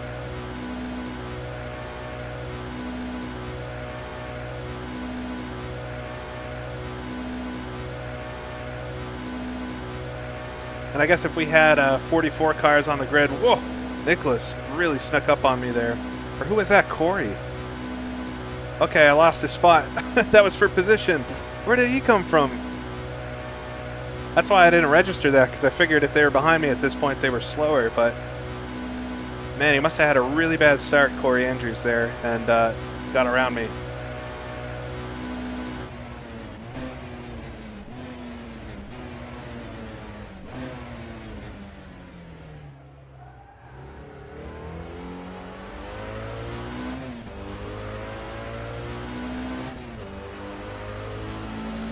Have I ever been able to make it to Le Mans? No.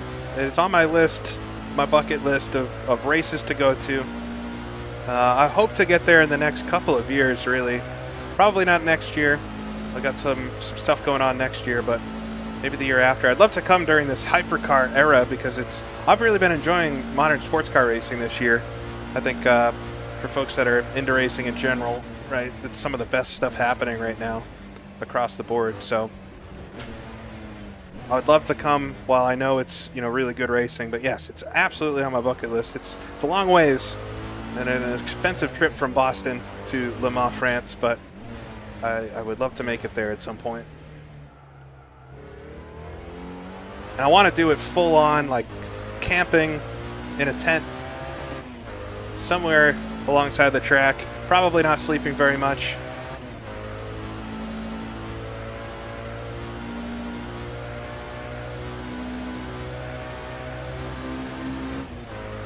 All right, up to 5th gear. We got Nicholas coming up behind me. Give him the inside line here. Just don't make him guess about it. Show him that you're going to stay to one side. Oh, it's the Mazur. All right, we're going to stack up here. They're slow through Maison Blanche. Oh, the car behind me crashed. I don't think I did anything there. I just saw a flash of lights. I thought he was going to stay behind me. I hope he didn't go for a move and then crashed.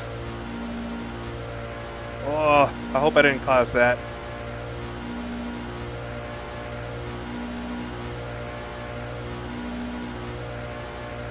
Yeah, I hope I didn't cause that. I thought he was going to stay behind me there.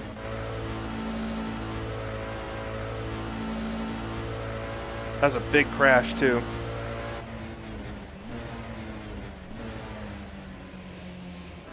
Definitely a race ender type crash. I don't know who that was either. I didn't even see.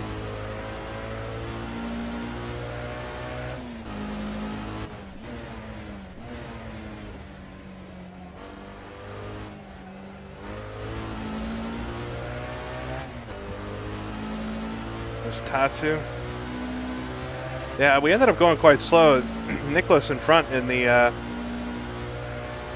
Maserati was a little slower than I thought he would be through Maison Blanche. That car is a handful. Yeah, I didn't think he was that close to me, so he must have just got kind of out of shape, having to slow down more than normal, and man, that's rough.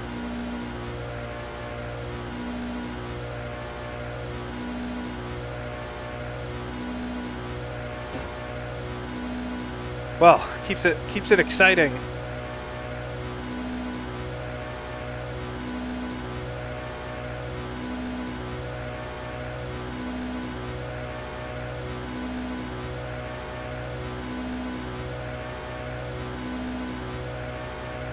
I could see some lights flickering behind me. Tom Harding's coming up.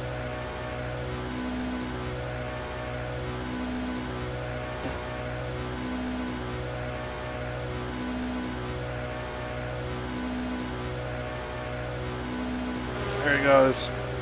The white Ferrari, 10th place, comes on by.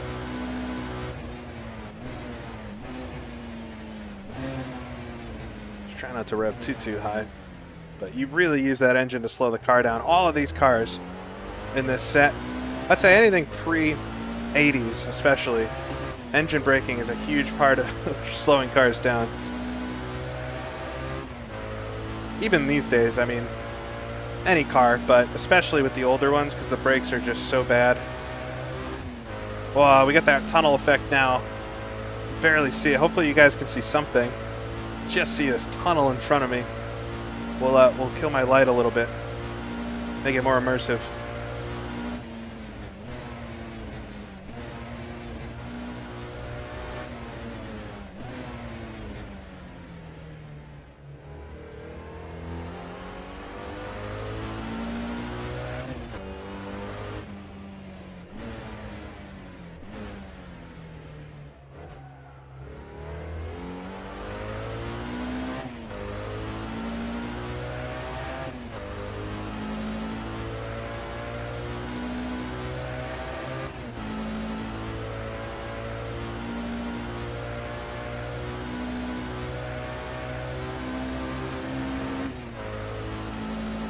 All right, finally gonna have a clean run here through Maison Blanche. The next car behind, Sean Campbell's 8 seconds up, so he won't get me till after it.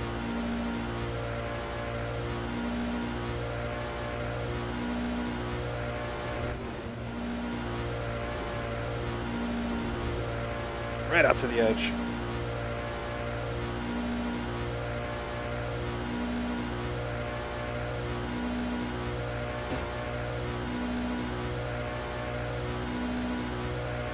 Back up to 34th, so somebody's had some issue somewhere. Did not get the turn in right there for the first corner.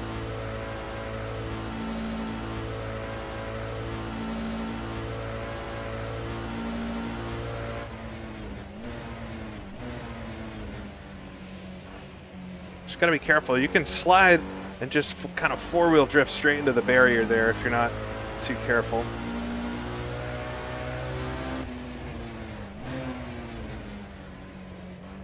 All right, so we're into we've broken 2 hours remaining. We got through the first 40 minutes. It was hectic.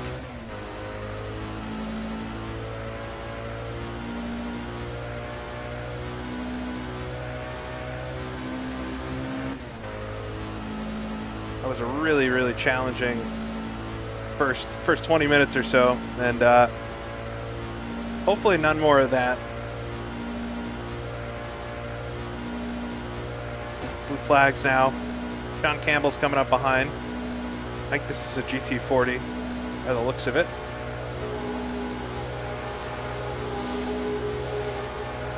have I tried Le Mans Ultimate? I have tried Le Mans Ultimate. It's fine.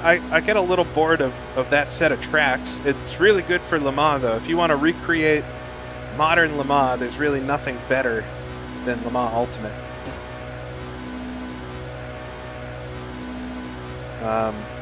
It's pretty solid at that. Some of the new updates seem good. I haven't played it in a little while, but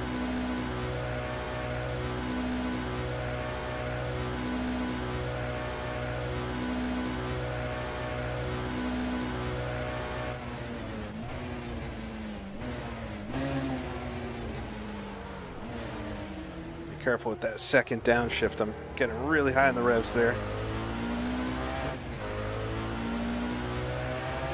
So I'm losing a ton of time on my best lap because I got that crazy slipstream from Coin one lap.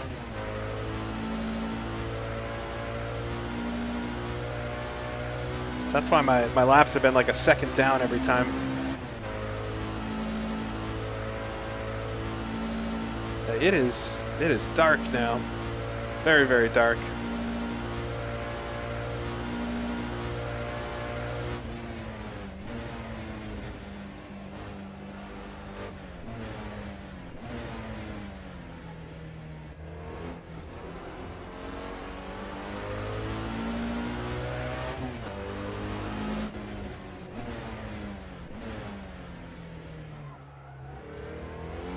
That was perfect through there. If I do the end of this correctly, I might be able to get a better lap.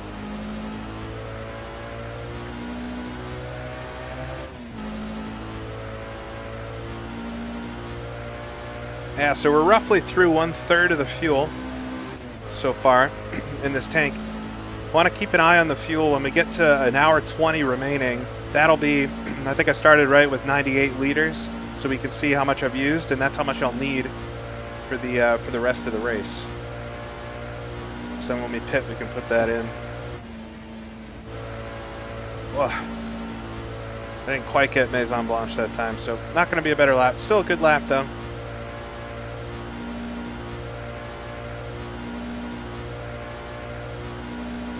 Yeah, the AI in Le Mans Ultimate is very good. If you want to do, I mean, it's modern GT stuff, modern sports cars, so, you know. But it's a lot of fun. I think it's a good game.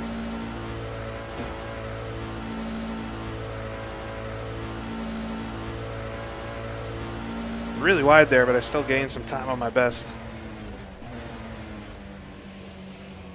All right, got blue flag. Got Nate. Nate's coming up.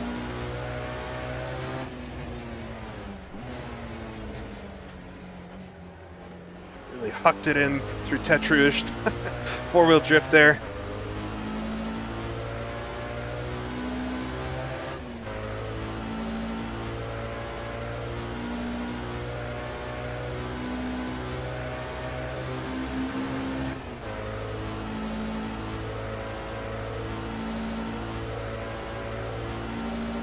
Hey, Nate.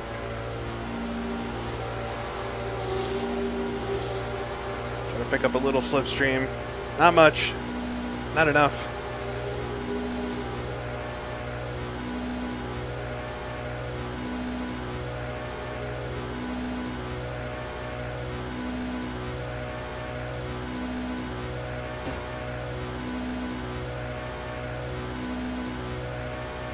So I don't know what time it is in the game right now,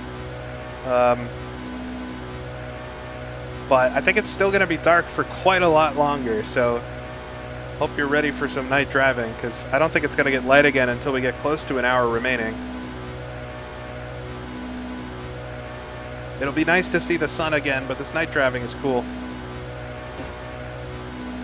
Oh, I think the GT40 that crashed earlier is coming up behind me.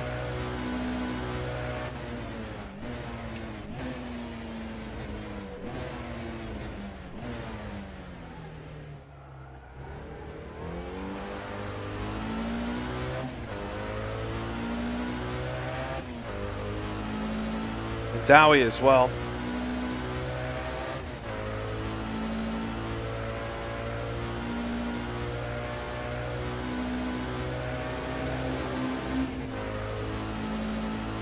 right, so there goes Tout, who I think they had that big crash earlier behind me.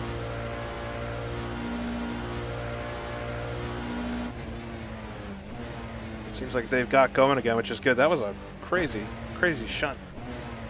I'm sure that car is a little bent at least. But you can see how much I pull up. I mean, I'm keeping pace through here.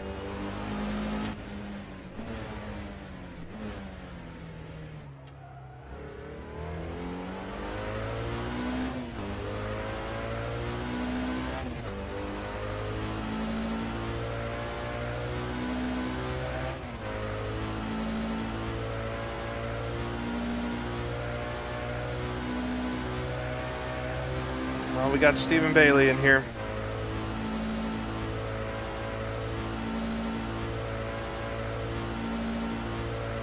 We got one car coming up behind Dowie, so we head towards Maison Blanche. Is he going to pass me? Yeah, he gets me before. All right, no issues there. Oh, it's so hard to turn in when there's a car a car in front of you like that. Woof.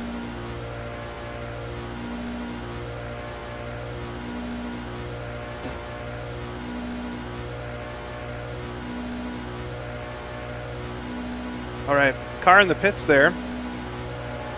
That's a 904. So that might be for position. So definitely off sequence pit stop. That might have been Valentine. And I think I just did my best lap as well. It's all coming together. Oof, dance it through the Dunlop curves. Try not to slide so much here. You just want to keep that rear end tucked in under you. Get good acceleration. I know I'm letting Coyne beat me. He got around me fair and square. He somehow found some pace from practice.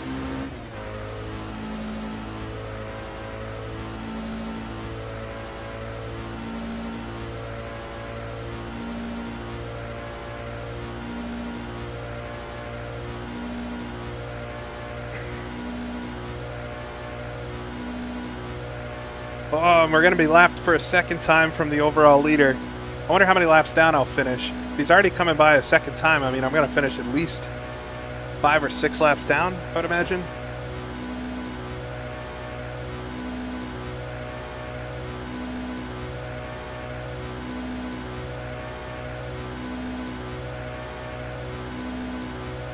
And here comes Ariana, but hopefully I can get through the kink before they get to me.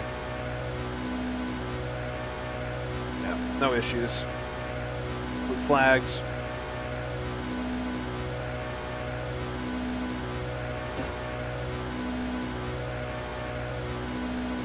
Come on the right side. Probably. Ooh, he's going to jump straight in front. He'll brake a little earlier than normal. Be better if they kept the line. Want to get away from Valentine behind, but they're going to be quicker in a straight line.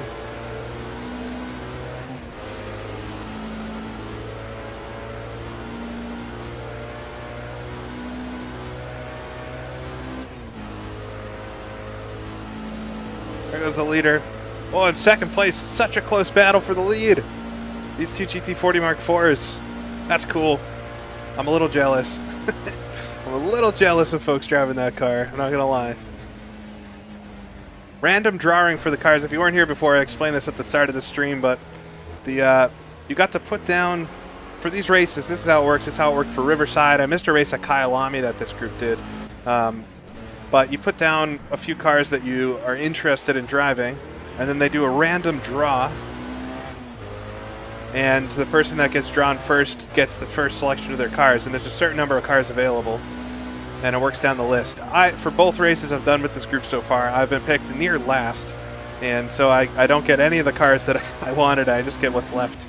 That's why we're in the Chevron today, but it's a different experience. It's kind of scary getting lapped by cars real quick here. We're coming up to the first hour complete already. It's going by really fast, actually, for me anyway. And it was a bit messy off the line.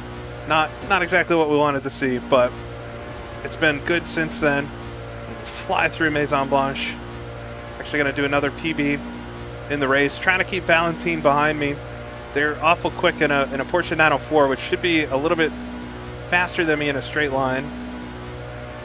I'm not sure why they hit so early in the race, but we'll have to see if they're able to get by. I imagine they're going to be able to get by me just on straight line speed, but maybe I can stay with them.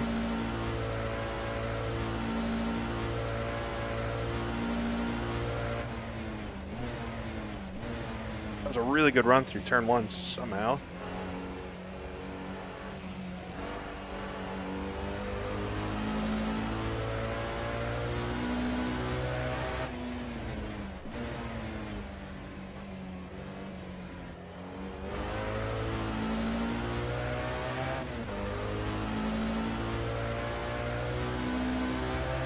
Sky is a nice shade of purple now.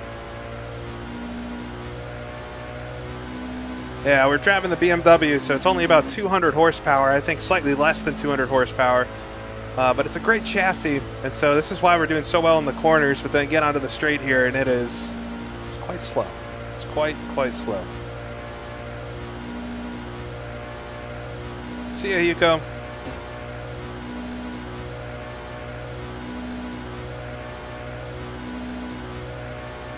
We got 52 liters of fuel. Here comes Valentine up behind at the slipstream.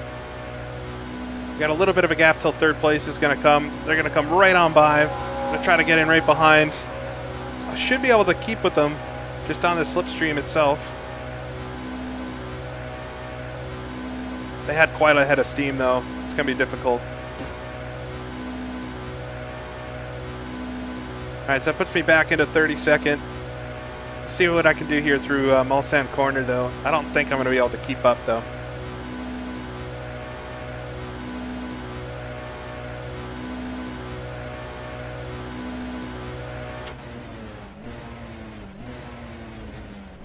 Oh, big lockup from Valentine in front.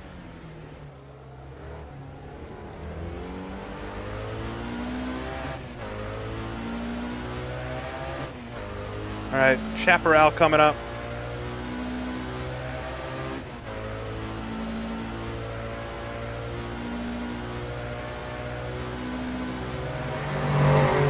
Running out of cars behind me. We're down to 36 runners.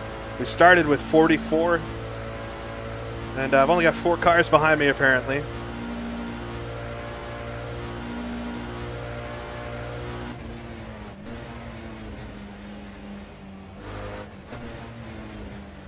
Oh, almost side by side through Indianapolis there. It's a little scary. Pulling up a little bit on Valentine. They're going to get slowed down by the Chap.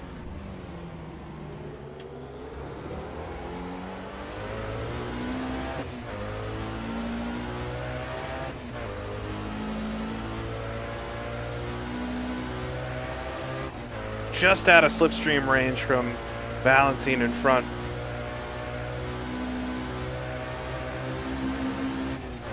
See how they get through Maison Blanche. See how I get through Maison Blanche as well.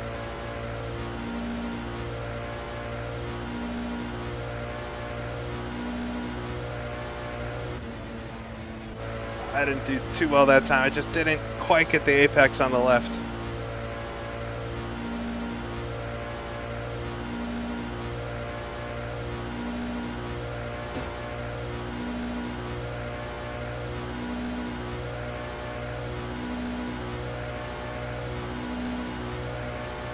All right, new best lap though. I'll take that.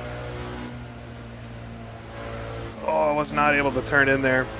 Tires are still saying they're good, but I'm not sure how true that is.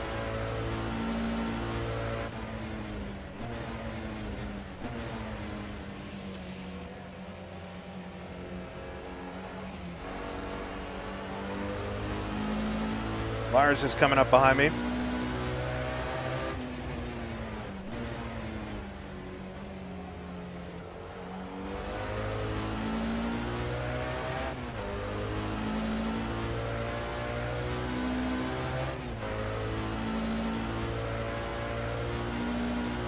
There goes Lars. Lola, I think. It's a good sounding car. The moon has slowly been moving across the sky here. It's a pretty bright night from the moon in this direction.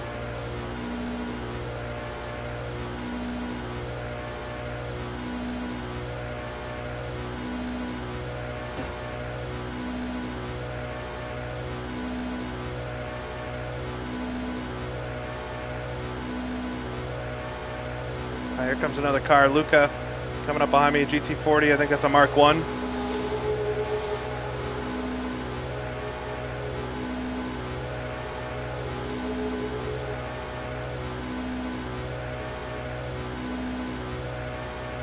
For folks curious about some of the cars in the race, I did link the pinned link in the chat is a spotter's guide for the race that Nate Cowan made, who's also in the race. I don't think I've seen them yet. But that's got all the cars and the liveries and the drivers and everything that are taking part, which is kind of neat to see. Really, really nicely done. I love those spotters guides like that for these races. Just that little bit of immersion.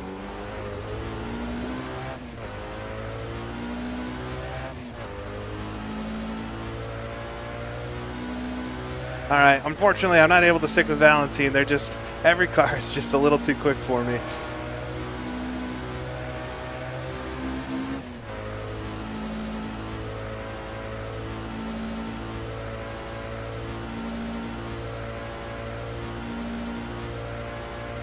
Long race to go, though. Who knows what's going to happen the rest of this. Got another car coming up. We should get through this section before they really catch me.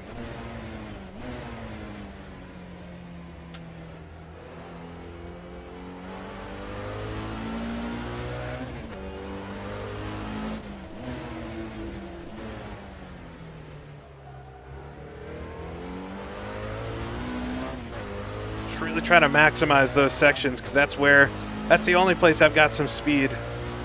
There's not a lot I can do on this. Just shift at the right point.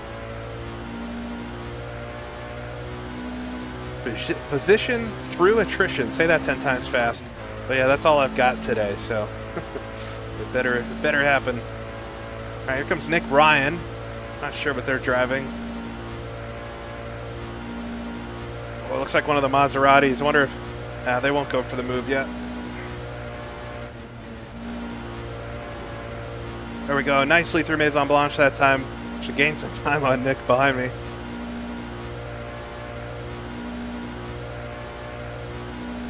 Should get me on the front stretch. I'm going to set another PB. Just doing a PB almost every lap now. There goes Nick. 50 down into the 52 flats now. Getting close to my quali time. I did not do a good quali, so I guess that makes sense. Pick up a lot of time through turn 1. That Maserati is a handful. It's kind of the opposite car from what I'm driving here. Terrible through the corners, but just amazing on the straights. And I'm going to be so much faster through this whole first section. That slowed me down so much.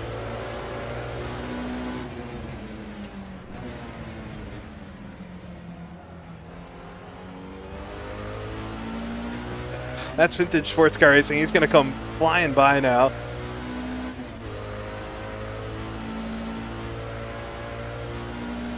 Ugh. All right. Here comes Nick. Oh, here comes the Isogrifo. Basically a Bizzarini with a different engine. I'm not exactly sure. I think it's called Isogrifo because of the person that made it, but it's kind of a customized Bizzarini.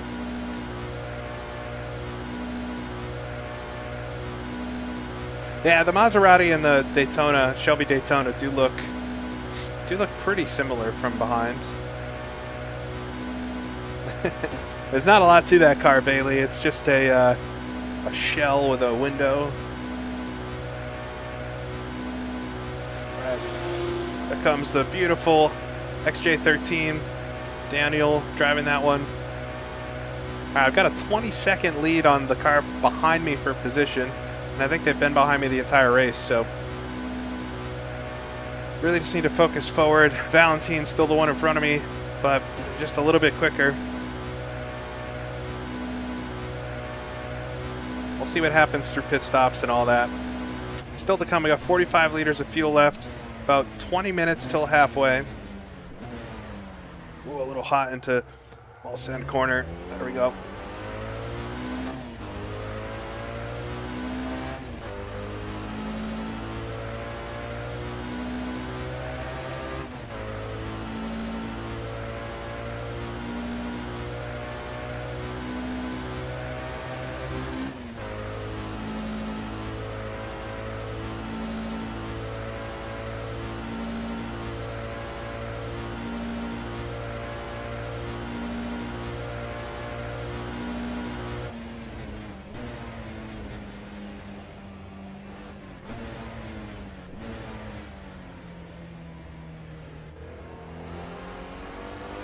Ooh, car behind me slid wide onto the sand there. Probably trying to, I lulled them into taking the corner at my speed, and I could probably take those corners just slightly quicker. But that's the 5th place Ferrari, 330 P4.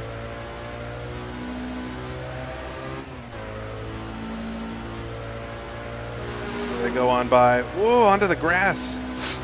Wow, so close, playing chicken with that milepost there.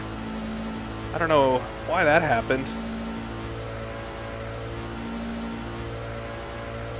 They might have caught up to me a little quicker than they were expecting.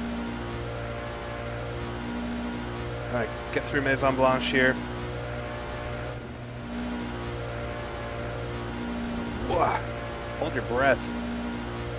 I don't think I've ever breathed through that corner in my life. All right, Ahmad coming up.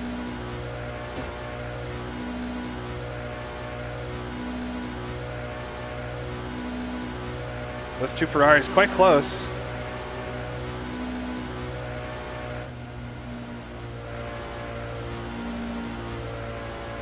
I was trying to keep my foot in it.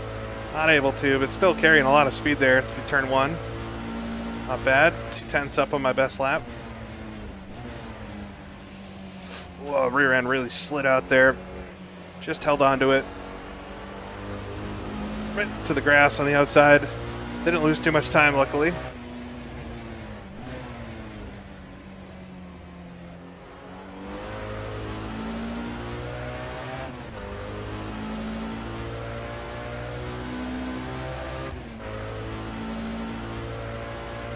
All right, here comes Nate Cowan, author of the Spotter's Guide and general historic racing lover.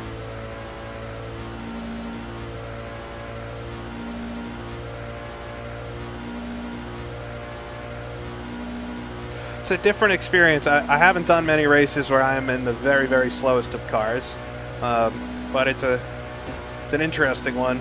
It's a little terrifying keeping your eye on that mirror and just hoping hoping that nobody runs into you. I should have some music on. We could put on some jazz. Do we want some jazz?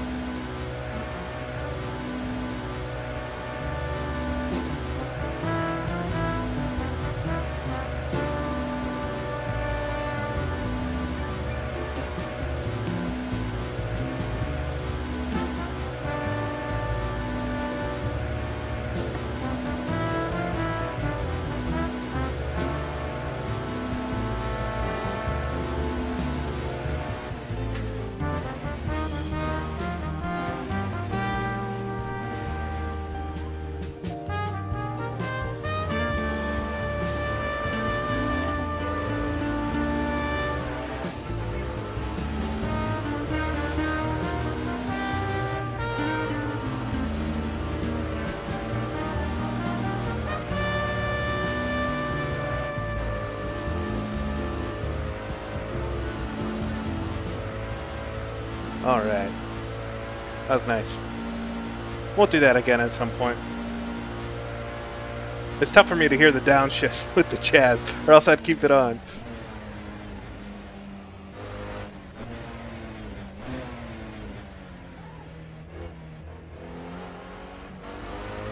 Wow. It's not fast to slide these cars like that, but it makes you feel very cool.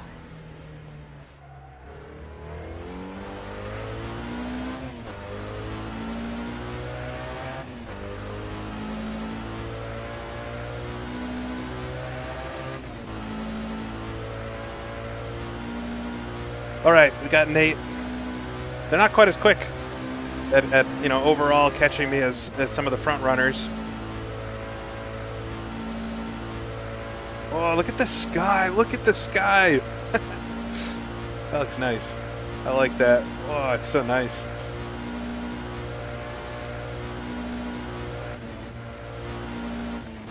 A little bit early on the turn in there. Suck it in. We got through. It's gonna be another best lap.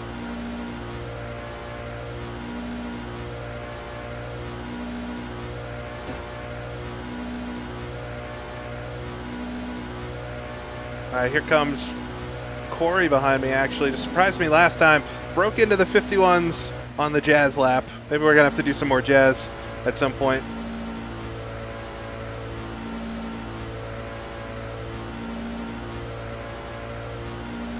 This is nice. I was a little disappointed with the start of this race, just with how chaotic that was and getting such a bad start, but it is still a lot of fun to do something like this with a group of folks online. So kind of experiences that make this hobby really fun, I think.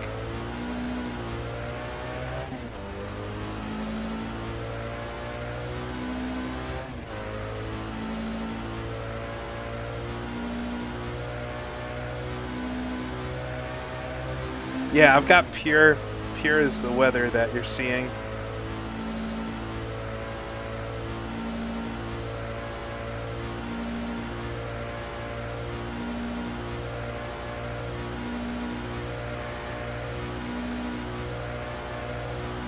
Hi, Nate.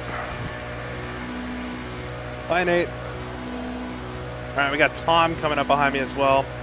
Oh, I don't see Joe anymore. Did Joe have a whoops at some point? He was up front earlier.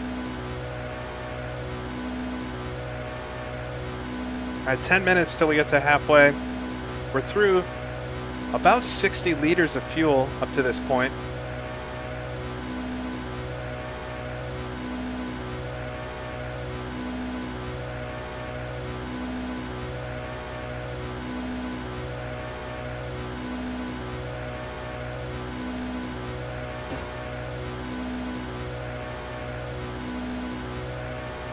Looks like it's clouding up a little bit, actually.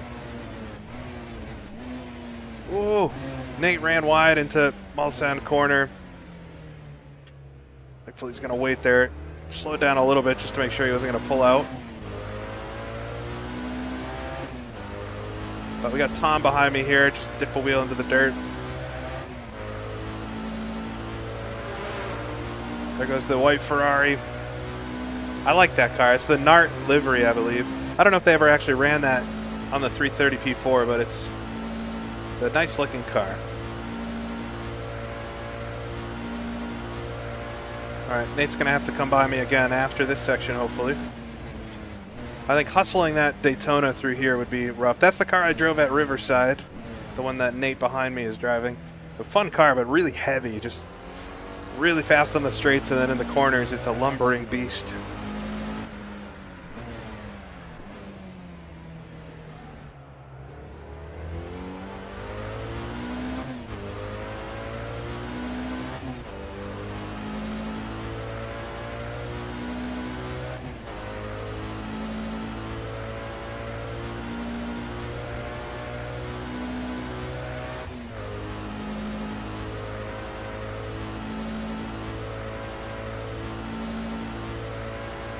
The morning time is coming. Sunrise is not too far away, maybe next lap even. All right, here comes Nate now. He's going to stay behind me for Maison Blanche, thankfully. People have been real nice so far through here with me.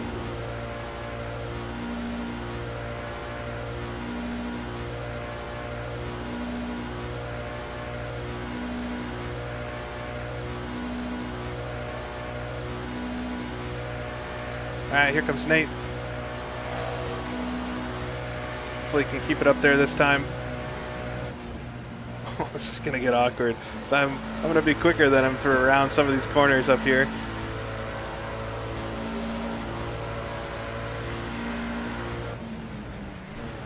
Whoa, did really jump on the binders there.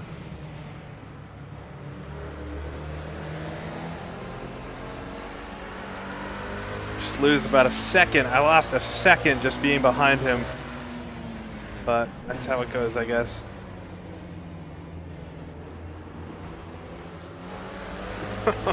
Two seconds.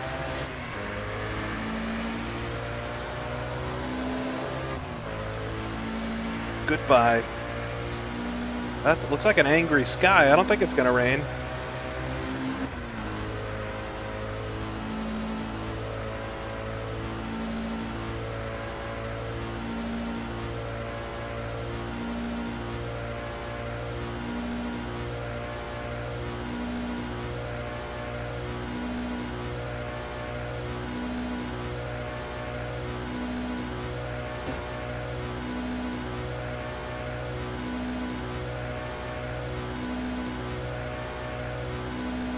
All right, so we've used 60 liters, 62 liters so far.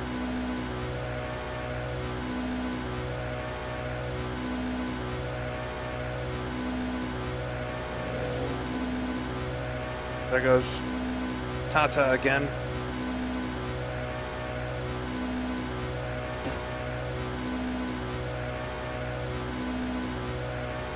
That corner is not trivial in some of the faster cars. It's actually quite tricky to get through there. Red sky at morning, fisherman's warning, or something like that. Yeah, I don't know those. There's so many of those sayings. I feel like he can kind of just make them up. Oh, he ran wide here too. Having a rough race. Big crash through Maison. I wonder if that car's not damaged because of that big crash earlier.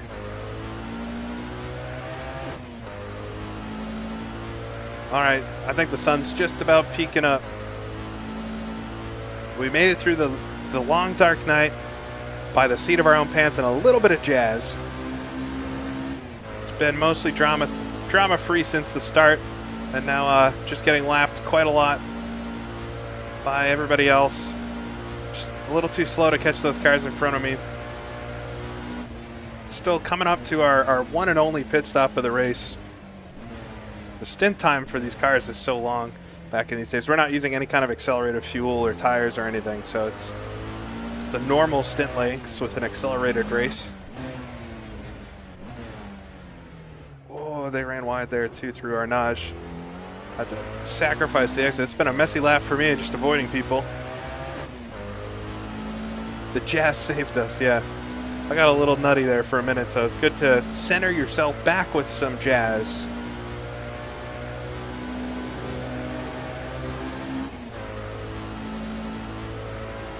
All right, stay on the road, bud. Pull away from me. We got Nicholas coming up behind me now. And one of the Maseratis.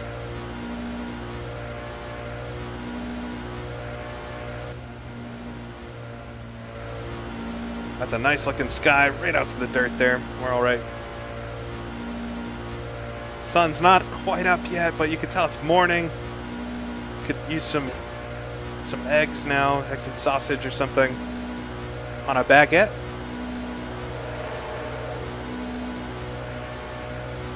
There goes the Maserati. Probably going to catch up to him here through the first part of the lap too. Getting awful luck with the lap traffic. Ooh, smoke.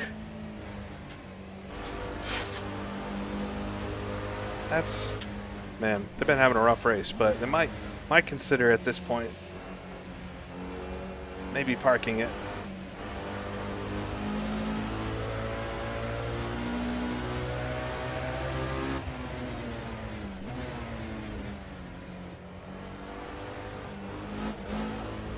Whoa, right out to the bank. I thought I was going to be able to stay in that.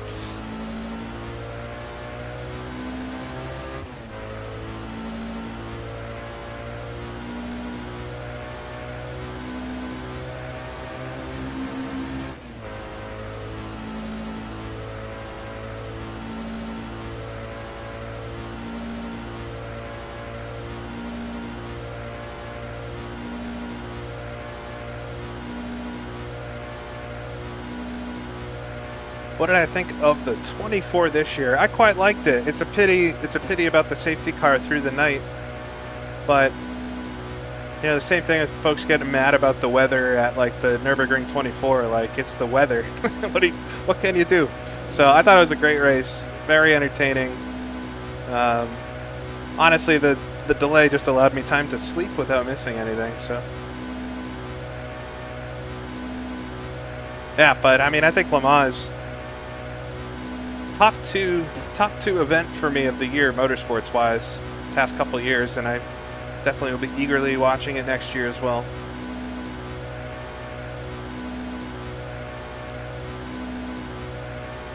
All right, no safety cars here for us, though. This is just pure driving.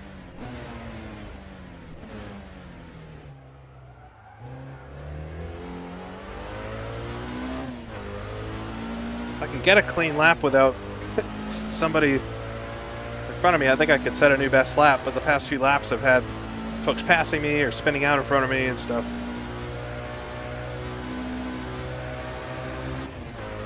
All right, we're 3 minutes away from halfway, so realistically it's looking like I'll have around 28 liters left, and if I started with 98, that means I need about 70 liters to finish. All right, here comes a car up the inside. Second place there. First and second have split up a little bit, and actually, oh, just watch I thought they might come back across the track there for a minute. All right, there's the sun. It's really gonna kill my lap time here too.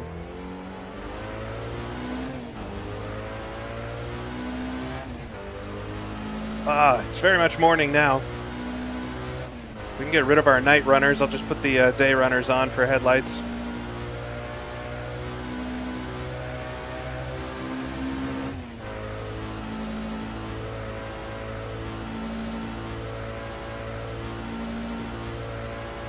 It's a welcome sight, but I think it's going to blind us through turn one. Nearly halfway, you're right. So I think I'm going to have to add around 40 liters if I'm not mistaken. 50. Probably around 50 liters of fuel when we pit to make it to the end.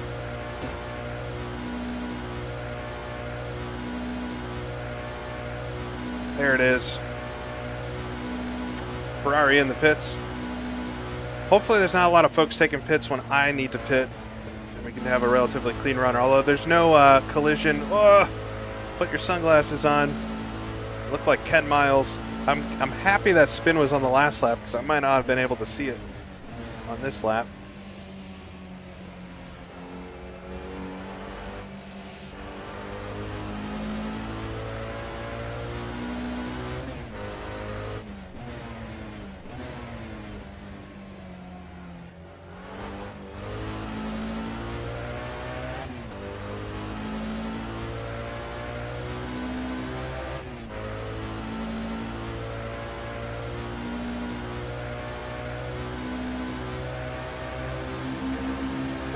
Tatsu's coming back. He's still running.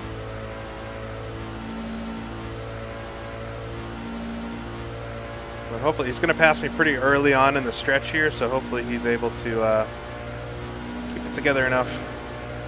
I can't believe that car is still running. He's back in 20th, though, with the Mark II, so he's having a rough go. All right, there goes Tom in the Nart livery. We've got the Chapparal coming, but he's a little bit further back there. Still been hanging out in 32nd. It's not looking like I'm going to be able to easily pick up any positions, especially with how much of a beating these cars seem to be taking. If Tattoo's not out, then I don't know who would be. Yeah, we need the hand like Ari. I guess we can put the my light back on now that it's daytime.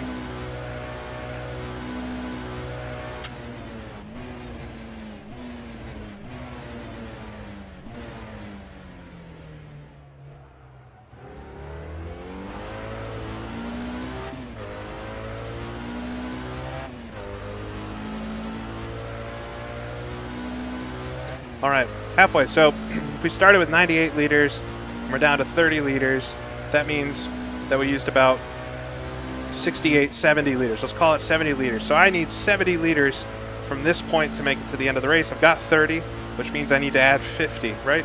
No, 40. We'll add 50 just to be safe, but I don't think 10 extra liters is going to kill me, but that should get us safely to the end of the race. We might have to do an extra lap or something, so it's good to have a little bit more. All right, and there goes the Chapparal by. We'll get to watch that wing in action. Oh, it flattens out. Watch, you'll see a kick up. There it is. And then once we come out of our nage here, it'll flatten itself down again as he accelerates. There it is. Herbert von Kreutzner. That's a great name for driving the Chapparal as well.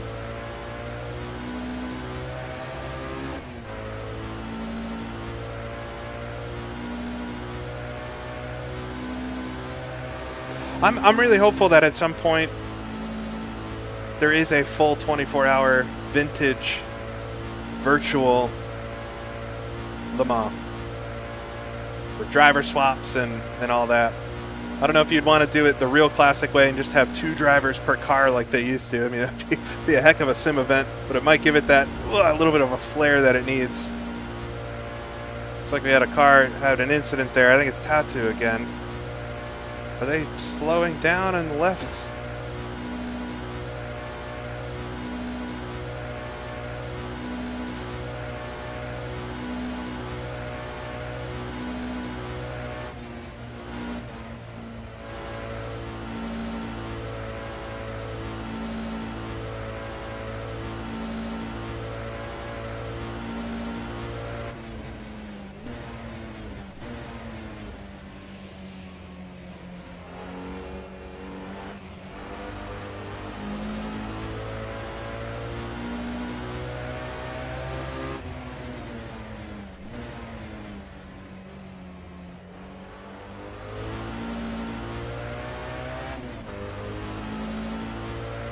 We've got a whole gaggle of cars coming up behind me, or at least a couple.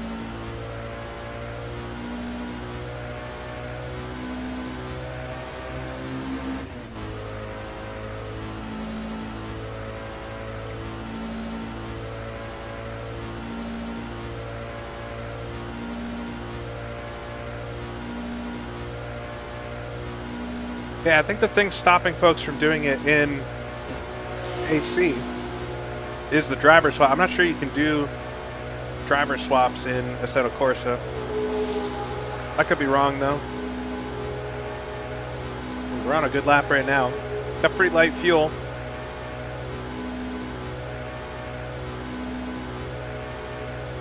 Race is going well so far. I appreciate everybody joining. We've had a good time despite some of the chaos in this one. But we're running just over a little over an hour to go. We're just past halfway, and it was a very messy start. But we avoided most of it, and now I've just been trying to hammer in laps. I've been in 32nd for quite a while. We started with 44 cars, so we've had a few drop out. We only have 36 runners at the moment, which means I'm only actually ahead of 4 cars on the road. But we're driving one of the slowest cars out here and doing our best, having some fun with it.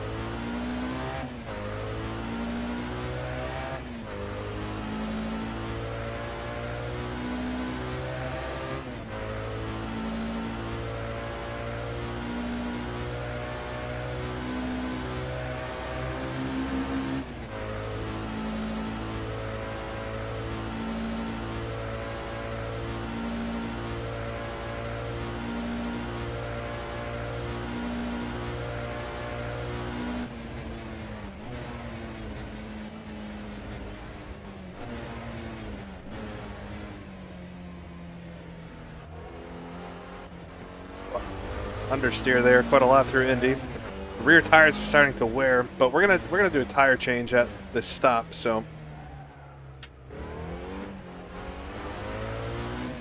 really slid it through our notch.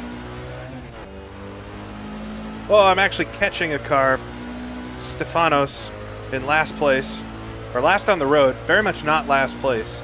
They're ahead of at least 8 cars.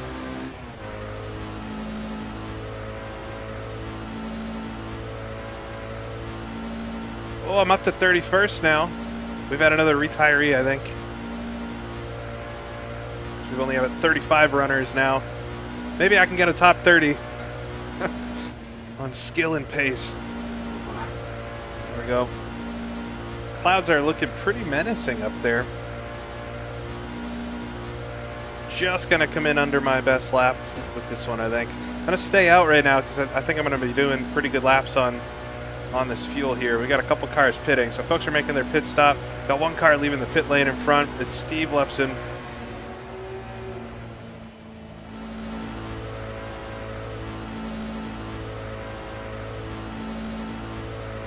That's Nate's dad, actually, which is pretty cool.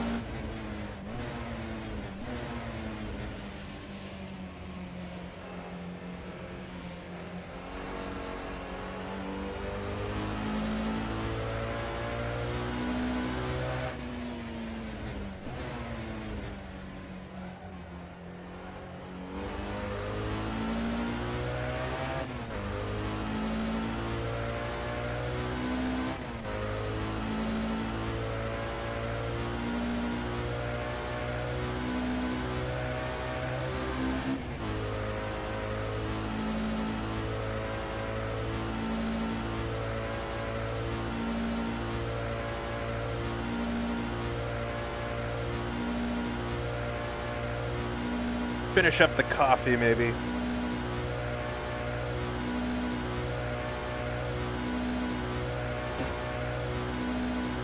Still have a lot of coffee, actually.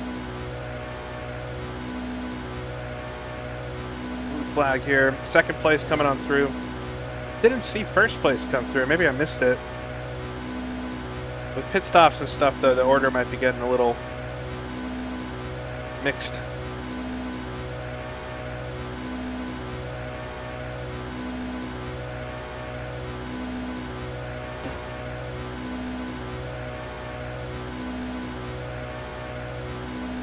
A lot of shadows right now. All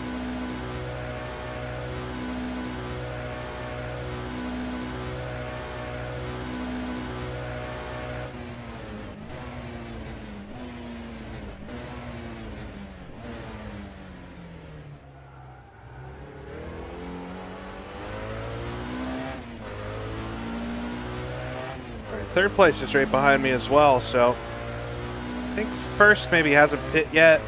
It's got to be that, because I think these two, the two GT40 Mark IVs have been dicing it up for the lead. We got a Jag coming up behind me. I think he'll just get me before the Indy section. Ooh, I don't like that. Just gotta have to be careful here. I might run up behind him through this.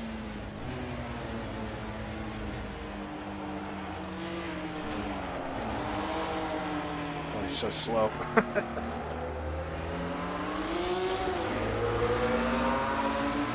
It doesn't really make sense for me to pass him because we're both just going to lose a lot of time. Second place or third right now, but second, I think he went off into the dirt there through Arnage. Definitely saw that GT40 Mark IV go straight on there, the yellow one.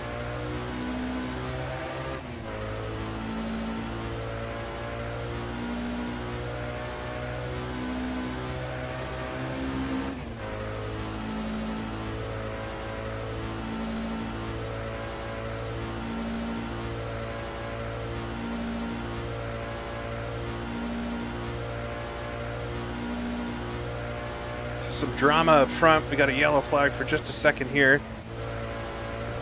Ooh, somebody's spinning out. Look at Stefanos. He might be having a rough race. Just put a lap on him. I think that's another Chevron.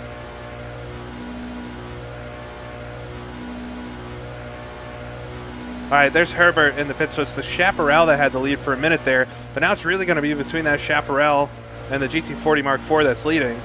But I think he's already pit Levente that's in the lead. So will the Chapparal, will Herbert catch Levente? We'll have to see. Just stay tuned to find out.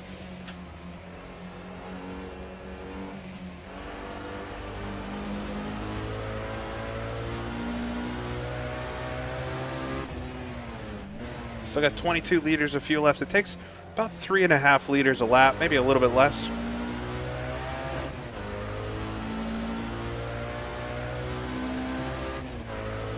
Up to 29th, but some of that's going to be on pit stop strategy, like Steve behind me, I think, pit. So we'll have to see how it all sorts out I mean, I'm putting a little bit of time on him here, so if I can pull out a big enough gap, I don't think that'll happen though.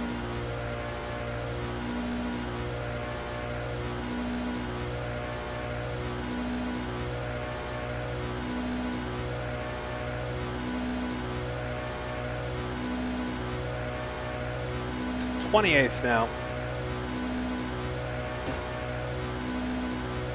Those tents there on the right, that's where I want to stay. It's right on the edge of the track in a tent.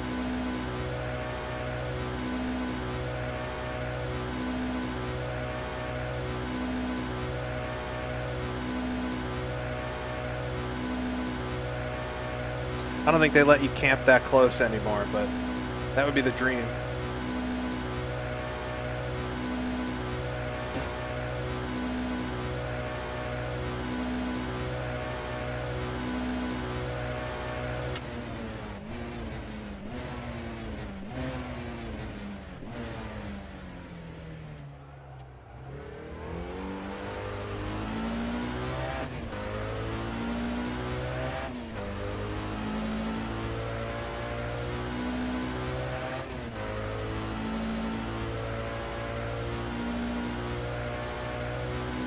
All right, I'm doing real well on this lap with my best lap time, up a half a second.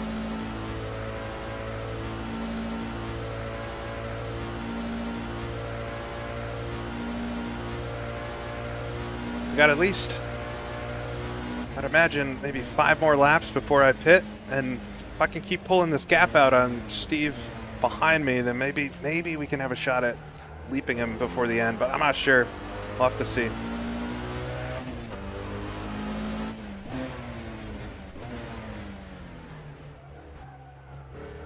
Was awkward. Just a bit of time through Arnage.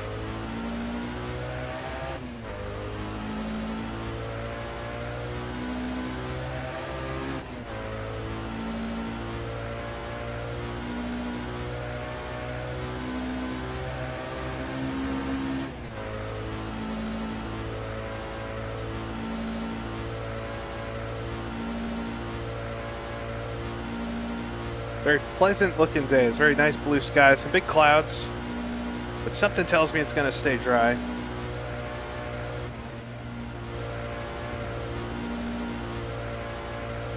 Weave it through Maison Blanche. It's going to be my best lap by a lot. 6/10 up.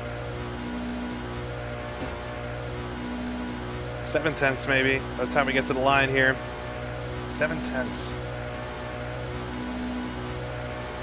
51.2. Maybe I can get into the 50s. Just the low fuel definitely helping.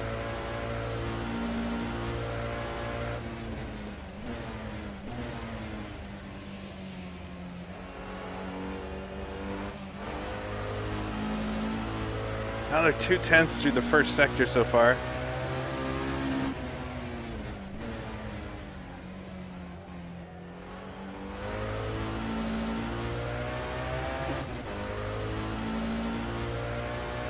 Oh, you had a disconnect from P2. I saw you go off the road. I thought it might have been a crash, but that's a shame.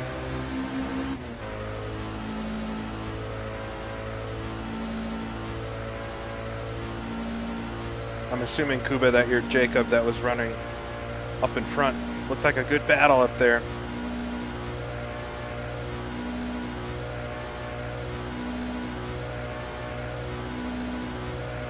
All right, here comes the Chapparal. Herbert, second place now, taking it over. Flies on past.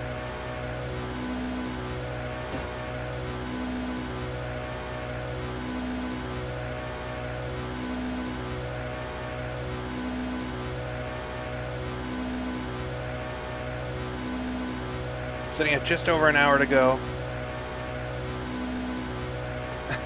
Yeah, I guess being able to see, I think it's 100% the fuel. This car is just faster and faster and faster on low fuel. So it helps the acceleration, it helps the handling. Even though we've got some slightly worn rear tires now, it's still as fast as it's been.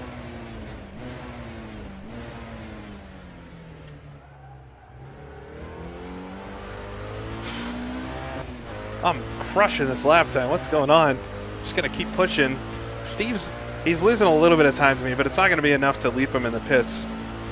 I would need to get like a 30-second gap on him.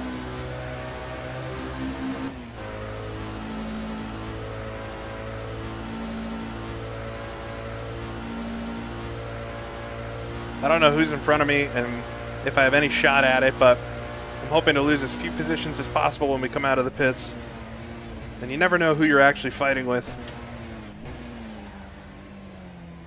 I just missed the turn in there. I locked it up slightly. It's all right, I didn't lose too much time.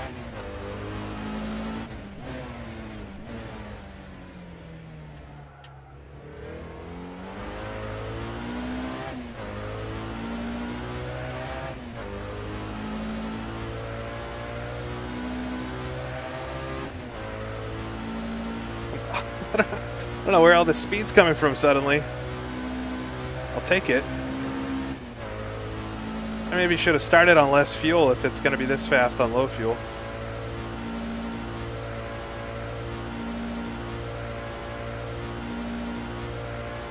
Nice run here through Maison Blanche.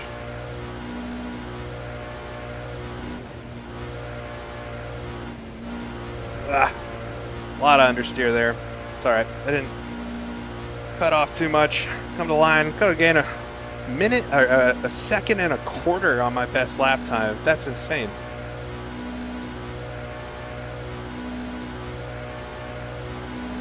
It's 3:30. 49.9. Oh, that's the best lap I've ever done with this car. Let's go for more. Got 16 liters left. We're going to run it till it's almost empty because I think I'm just gaining and gaining and gaining.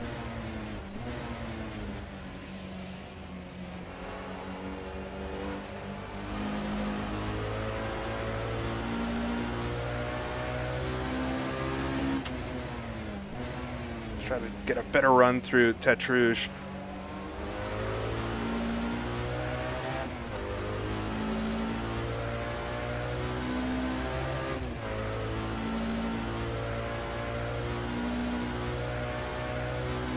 Yeah, flashbacks to HRRC around here.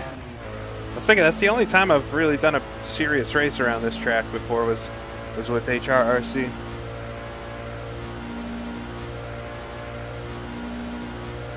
All right, I'm 2/10 up on my best lap at 49.9. Try to sniff a little slipstream here. Does help out. I gain a few hundredths. Alessandro's coming up behind me. I think in a, I'm not sure what car that is actually. Should just get me. Whoa, that's so sketchy. Out popped to 330. It's good heads-up driving from Alessandro to recognize that. We got Sean Campbell coming up as well. He's going to tow me along just a little bit. That's a 250 LM that just got around.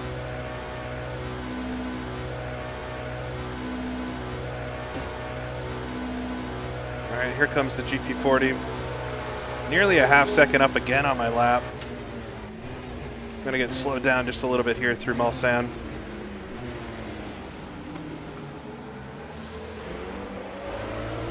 Whoa. Jumped the berm there. Oh, that was lucky. I didn't roll the car. All right. Got away with that one. Dang, it's going to lose me a bunch of time that I was gaining.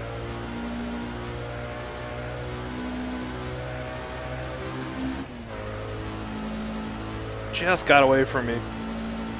I lucked out though. Could have easily shot me off to the left into the wall there.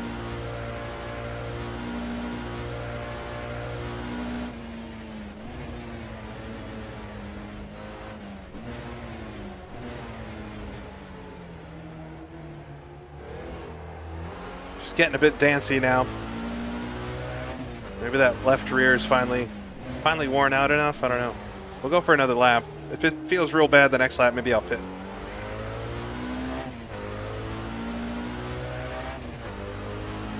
What's a sports car race without a little bit of luck, right?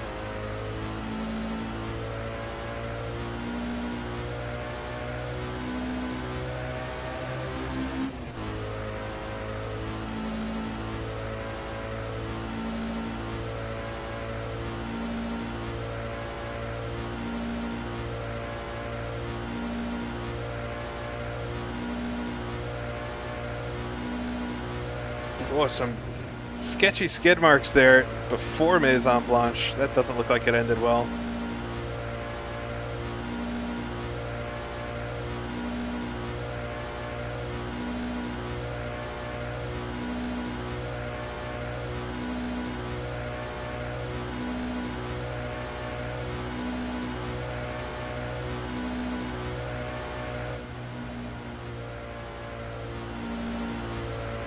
So much understeer.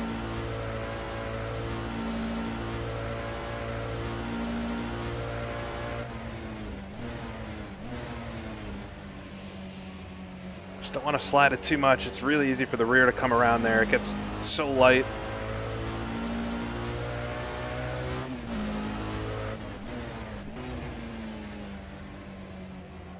There as well.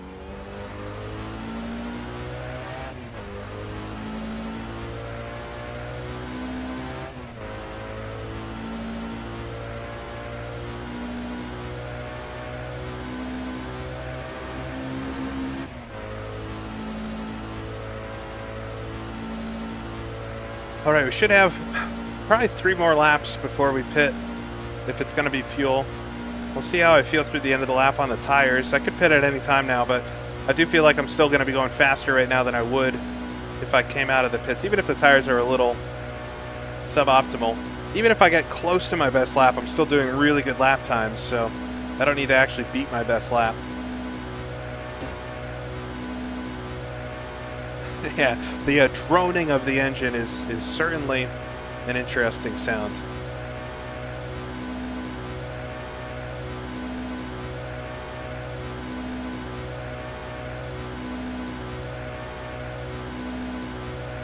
So we're sitting in 28th out of 33 that are still running. We had 44 start the race. We had 6 no-shows. 44 start the race. It was an absolute mess off the line for the first couple of laps, and from there it's settled in, and I haven't been able to do much, but it's been fun trying to get new best laps and just enjoy driving the car. It's getting awful slippery to drive now. We're coming up to our one and only pit stop of the race.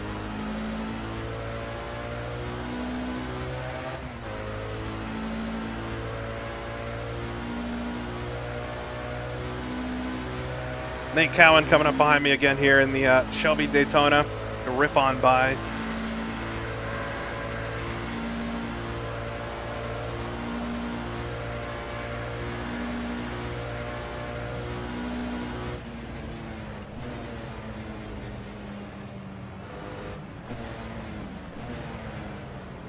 A lot of skid marks everywhere. Just seeing all these like skid marks going off into the corners and thinking of the dreadful things that have happened to certain folks. Gonna get caught up behind Nate here again.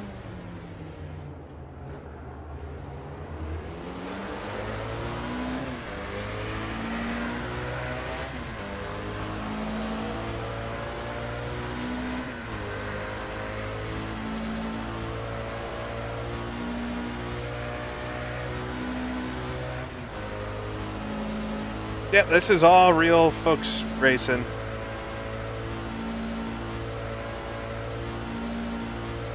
Just a fun event. It's not part of a championship or anything. Just a SROL SROL sim race online. They just do kind of random historic events throughout the year. Should be doing Goodwood at some point again. I don't know how many days I'll be able to join to that. They do actually. I've only every year only joined one Goodwood race, but they actually do like 3 or 4 days of it with all different types of cars. But it's usually at a time that doesn't work for me, so I can only really join on the weekend. All right, 10 liters to go. Ooh, just saw the GT40 in my rear view there, but luckily they decided to stay behind me. Right up to the inside wall there, over the top of Dunlop. It's Nate Lupson, I think.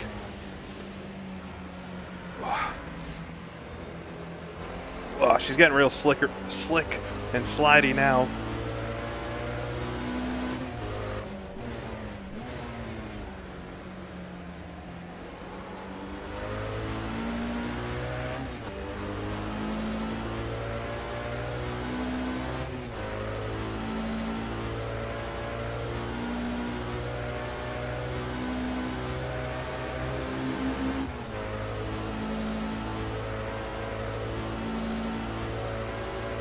All races are fun races, right? Pick up a little slipstream. Gives me like half a tenth with the cars going past. We got a couple more. Fourth and fifth are real close and fighting at it. I think that's the two Ferrari 330 P4s battling with each other. Here comes Ahmad. That's the first of them. And Fabian's not too far back, 3 seconds. It's a close battle.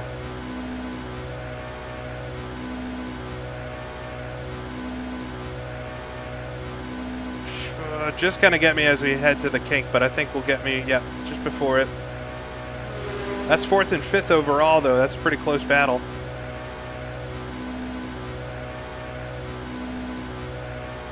Yeah, it's a little, this layout's a little more exciting in those cars. It's a lot of time to think in this car down the straights.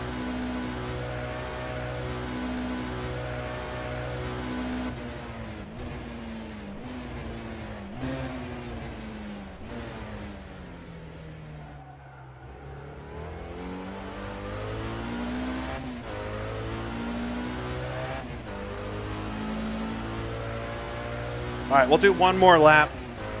One more lap, and then I think I could do two more, but we'll just do one just in case something weird happens and I have to go around again.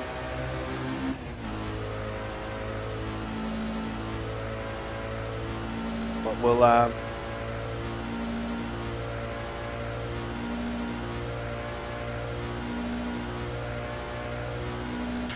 we'll pit then, get our new tires and our 50 liters of fuel, and then bring this on home to the finish.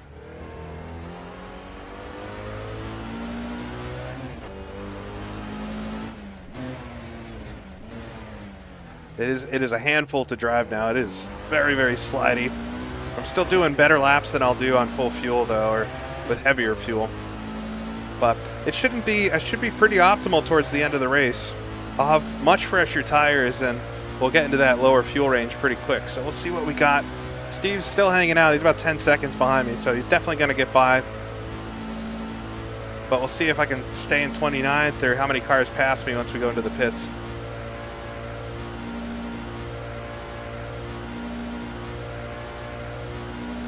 All right. Come through Maison Blanche then. Well, it doesn't want to turn in.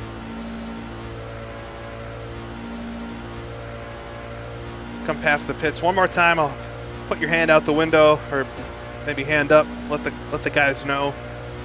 Gonna be coming in next time by.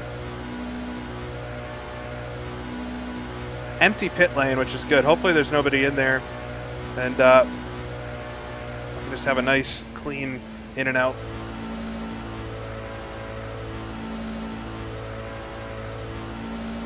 I don't know exactly where my pit stall is, which is kind of an issue, but we'll figure it out.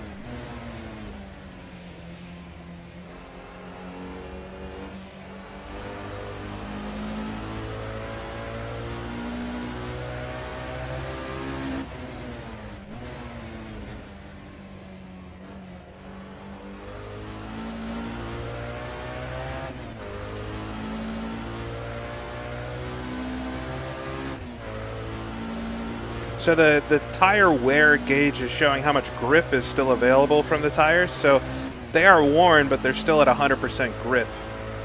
All right, so we're going to put in 50 liters. It's a little too much fuel. I could probably do 40 liters, but I don't think it's going to take that much more time, and it would be close. So I'm going to do 50 just to be safe in case we also have to do an extra lap or something. We'll change our tires. We're not going to fix any damage. Car's probably got a little damage from some of those things early on, but it'll remain as it is.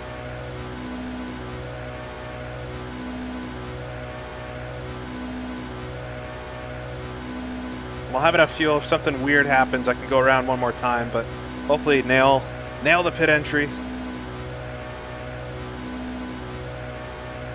And hopefully I don't have anybody right behind me or anything like that.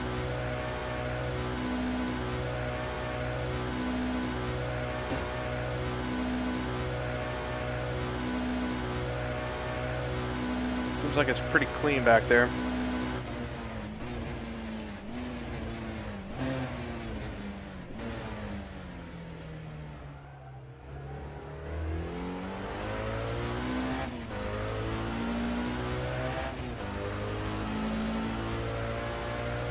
Oh, James.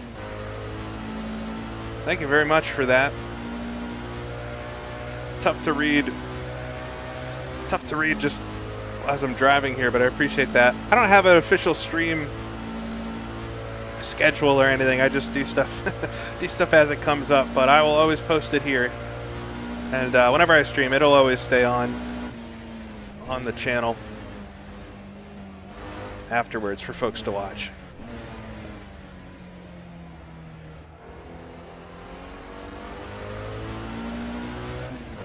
All right.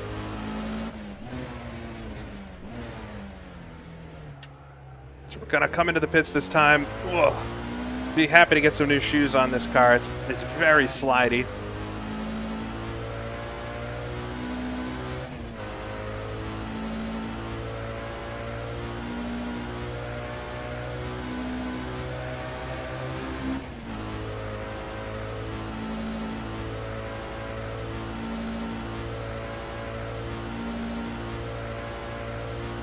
Yeah, we would have barely enough fuel to get around another lap, but I don't want to leave it to one lap.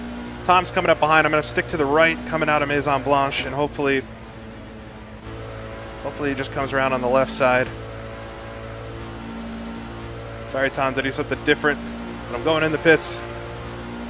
All right. Oh, is Tom coming in the pits too? No. All right, right at this post, slow down. There's my stall. Slowed down a bit early, but it's better early than late, I guess. All right, down to first gear. Should be able to get it in the box. All right, there come the guys. Very modern-looking helmets.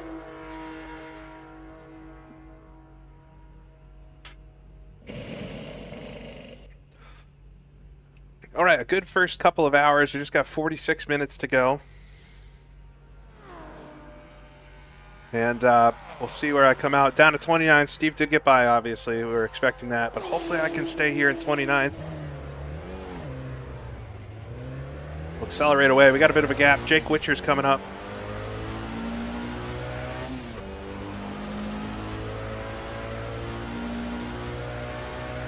It's the Jake and Jake show.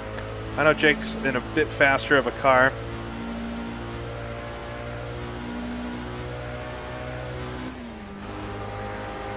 At least in a straight line, definitely not in the pits. All right, I gotta get used to the new fuel and tires. Oh, they feel so different.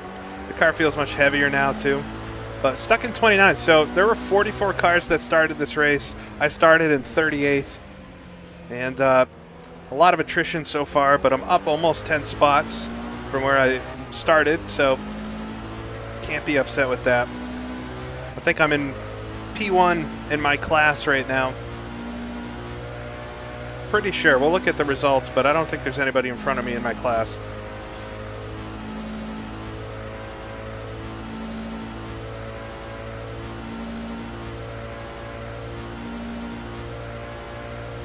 All right.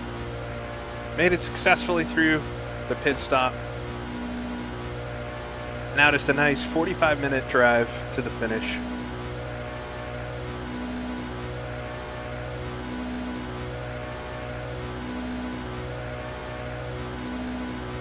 Here come a couple faster cars behind. Ooh. It's a battle for position there between Corey and Tatu. Oh, he's going for it up into the kink. All right. Be prepared to jump on the brake here, these two. I wish I could have a battle like that.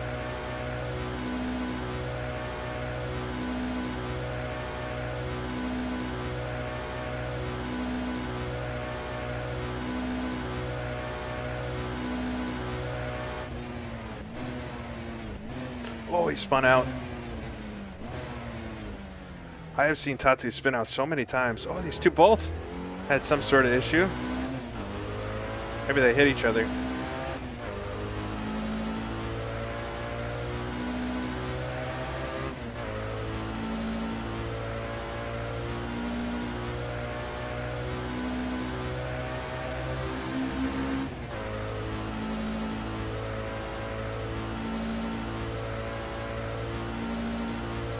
That was not bad. Made it 30 laps basically on one tank. I could have easily made it 30.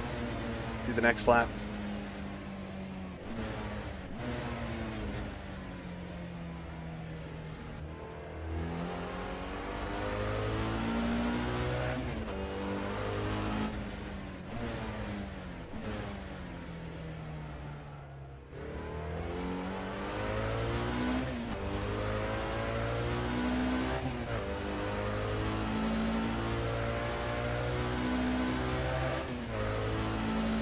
Yeah, it pays to have a fast car. That's it. I mean, I don't think I've made any major mistakes yet. I did hop that sandbank once, just a little bit. Bit of off-roading, but otherwise it's just been other stuff happening in front of me, slowing me down, and having a very slow car. Well, we got a yellow flag here. Just give it that extra breath. I was expecting to see a stopped car on the other side. Looks like we're all right, though.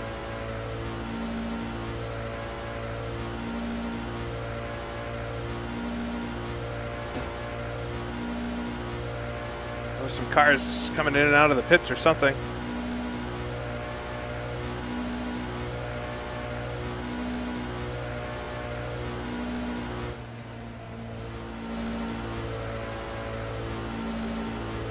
All right, we'll see what kind of lap time we can do now that we got new tires, but we've got quite a lot more fuel, at least 20 more liters than when I was doing those really good laps. So gonna see if it'll put in the speed needed. Whoa, right to the outside edge. I think I got into the little strip of grass right before the wall. Picked up the right front. All right, I'm actually. This is for position directly in front of me. The two cars in front of me are both for position. What's going on? I guess they just pit. That's crazy. They're both a lot faster, but we're actually on the same lap and fighting for position right now. All right, here comes three cars. Not battling with each other, but all a lot faster than me.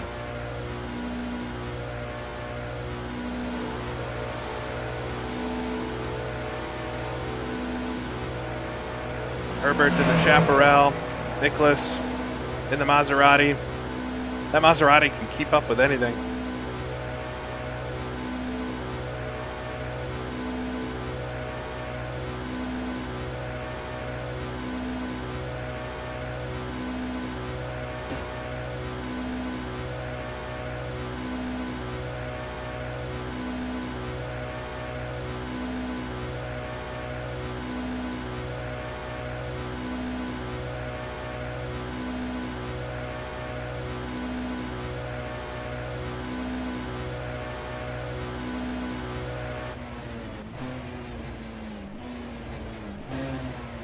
Ooh, car front ran a bit wide there.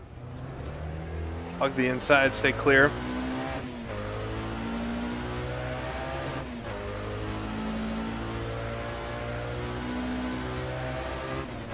Yeah, all the other cars passing me are different classes. There were only 5 cars in my class at the start of this race, and I think I'm ahead of all of them, so.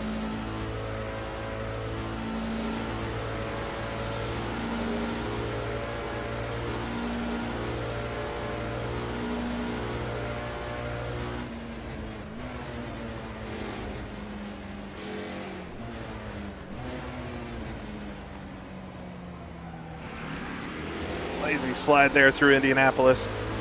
Car's just got a lot more weight in it.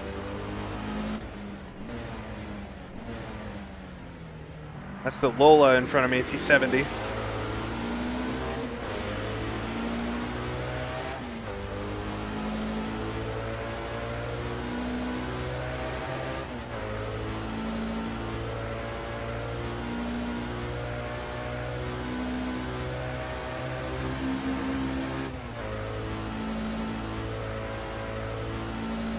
Well, I gained another spot. We're up to 28th now. 32 cars left running, so we have 12 DNFs so far in the race. Quite a lot of DNFs. I guess that's to be expected.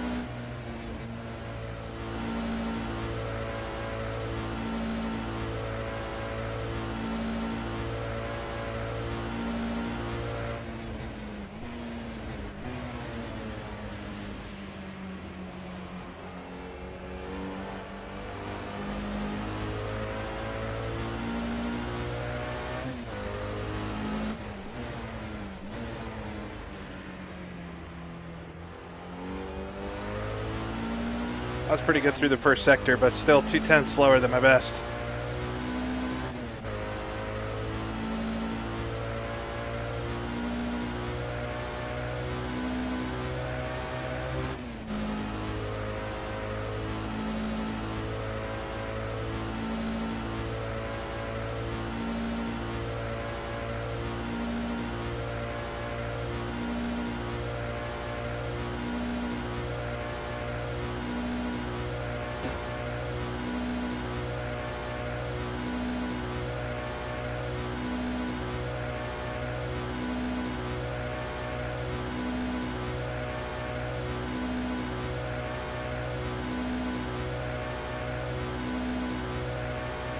Well, yeah, you do see in a lot of older races retirements because of mechanical issues or handling cited as the reason.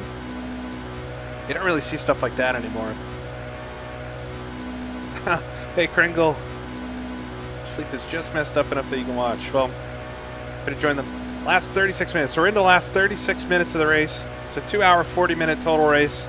It's been pretty wild so far, but I think we're leading the class in the slowest class in the race, and we're just trying to maintain position, see what happens in front of me for the end of the race here. I do have a few cars that are on my lap, so you never know. Fatigue might start to set in for some folks. I don't think there's anybody behind me that's faster than me, so hopefully we can just focus forward and get to the end of this. Stay out of the leader's way and get to the finish line nice and smooth here. We had 44 cars start the race today, and we're down to only 32 running, so there's been quite a lot of attrition. So although I'm 28 out of 32, it's actually 28 out of 44. Whoa, that was a huge slide in Indianapolis there. Huge lockup from the car in front.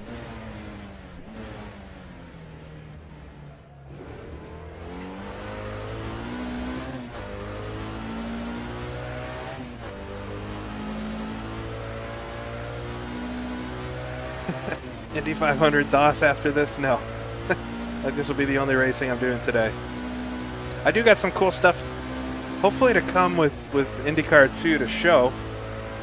Just kind of waiting for a couple more things to finish, but there's been some pretty cool mods and stuff being made for that lately, and I'm excited to do kind of a video. I'll show all of it off in one video, I think. Makes sense. All right, there goes the Iso Grifo on by. Try not to let them lull me into the wrong line through Maison Blanche. Right up to the wall there for them.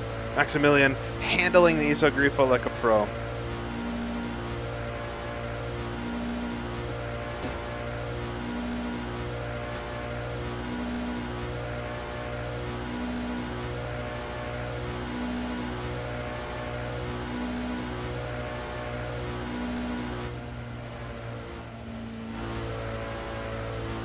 Try to get back down to those good lap times. You never know if you need that extra 10th or so at the end of the race, depending on people pitting or incidents.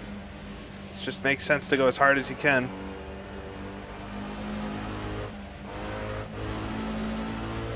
Right up to the wall there.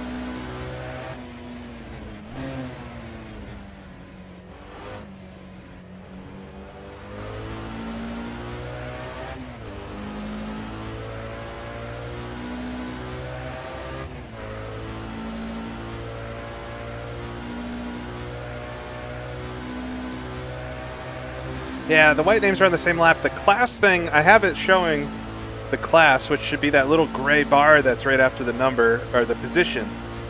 That little gray bar between the position and the number.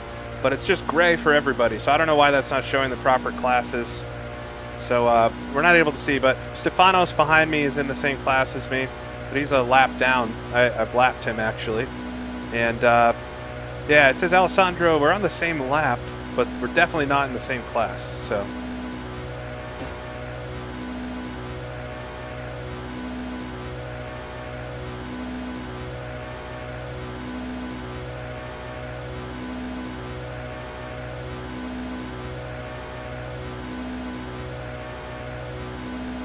All right, we'll come through the kink then. half a second off my best lap. Hopefully that time comes down. We're down to 43 liters remaining. We should have plenty of fuel to get to the end.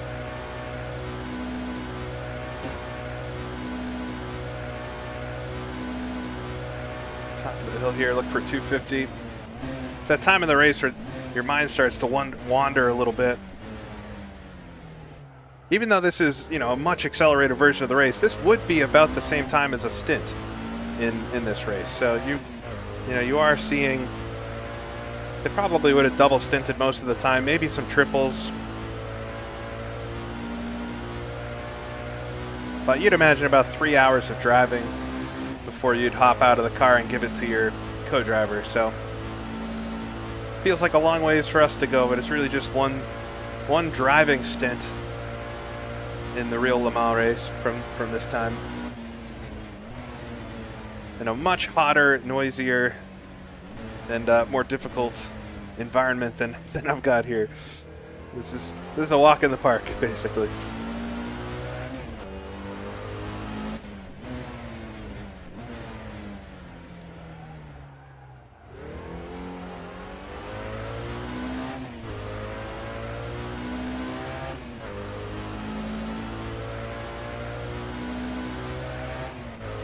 I think Jake Witcher's in the pits or coming back to me. Maybe taking a pit stop. Pit stop with 30 minutes remaining is quite tight.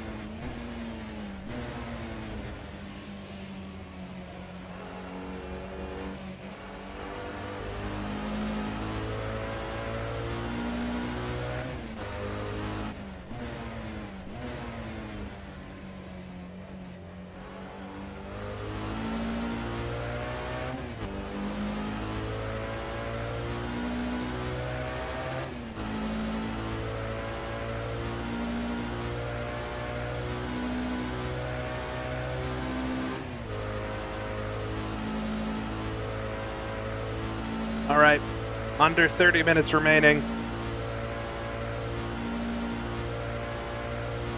It's definitely gotten quiet here through this in the final hour, but we'll see.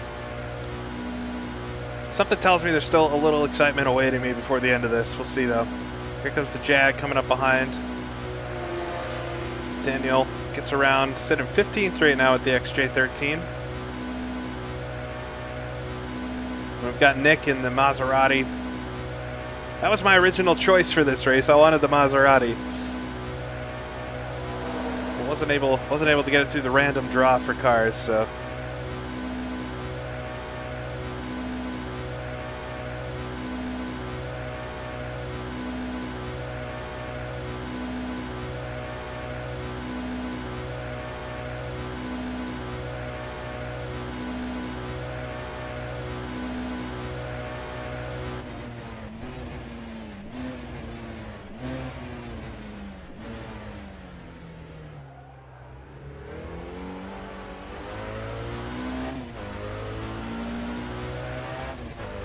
All right, we got 4th and 5th coming. They're only 4 seconds away from each other, maybe 3 seconds. It's a tight battle there for 4th and 5th. It's those two Ferraris. We've seen them before.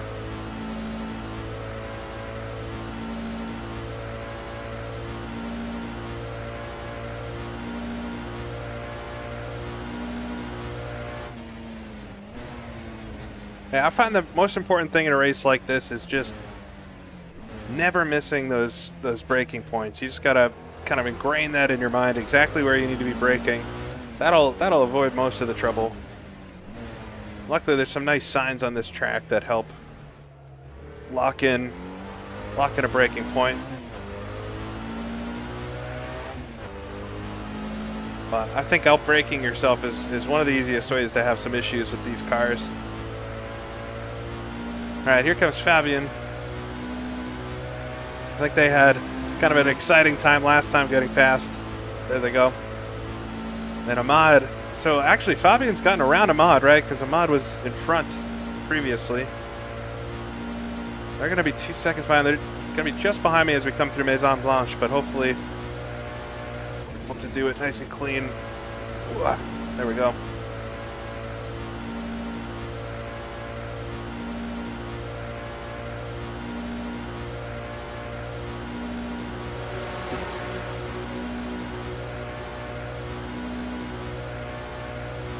All right, just 26 minutes to go. Getting down to it. Sitting in 27th position, so I gained a spot somewhere, I believe. But it doesn't look like we've had a DNF, right? Or no, maybe we had another DNF because there's only 31 now. So somebody else is DNF'd.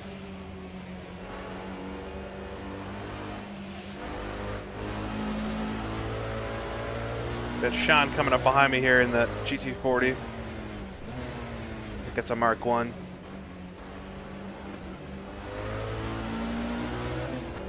Or it might be a Mark 2.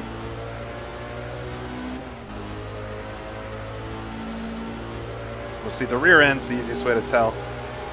I think that's a Mark 1. I could be wrong, though.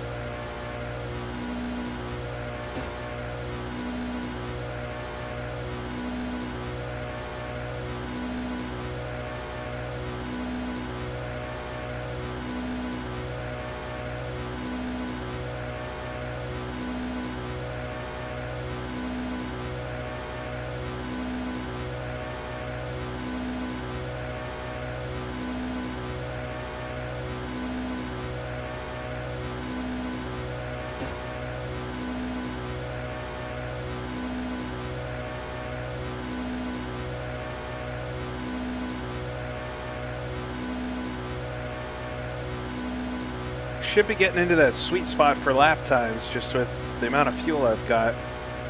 But I don't know if I've got it left in the driving department to put together good laps like that. A few laps before the pit stop, we were just really flying.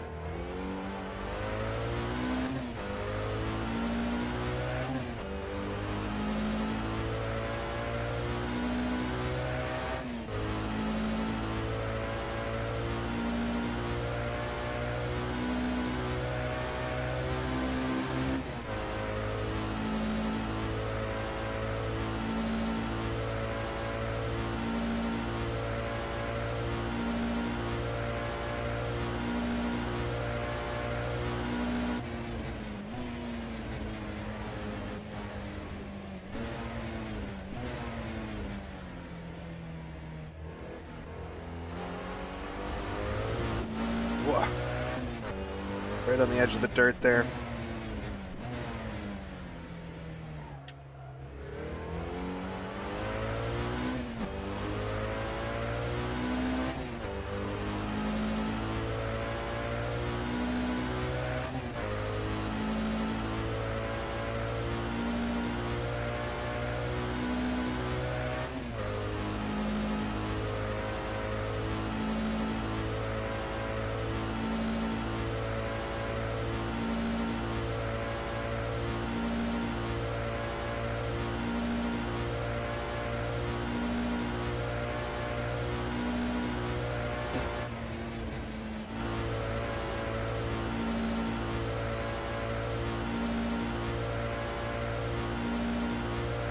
Right.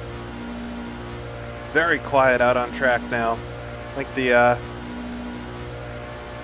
13 cars DNFing has something to do with that, but found myself in a little bit of a hole here. Got a few more cars coming up behind. not too long, probably on this lap at some point. Understeering through turn 1. I didn't get it set up quite right for that.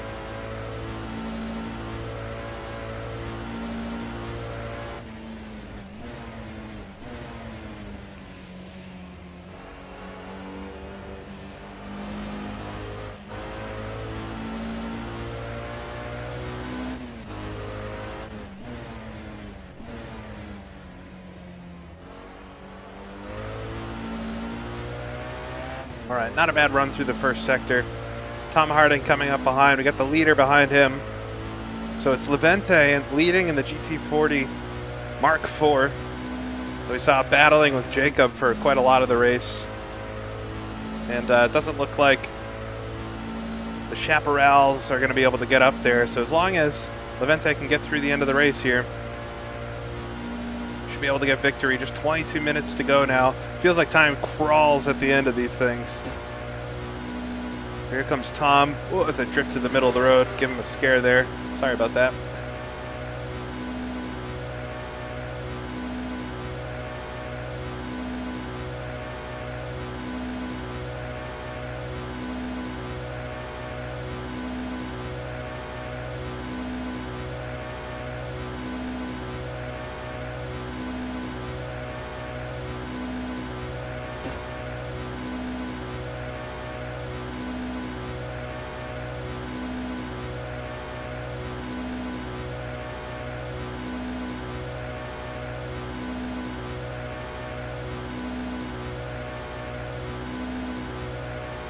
There comes the leader.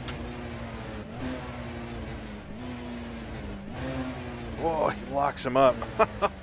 What a entry to Mulsanne corner. He's not slowing his roll at all. I mean, I think he's got quite the lead. Oh, as he runs into the wall there.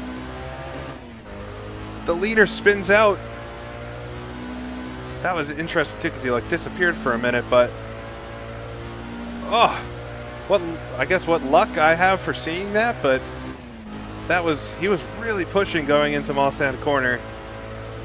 I told you something exciting was going to happen at the end of this race. I don't think I had anything to do with that, unless there was some really bizarre netcode stuff. I think he probably got it going again. He bonked that wall pretty hard, though.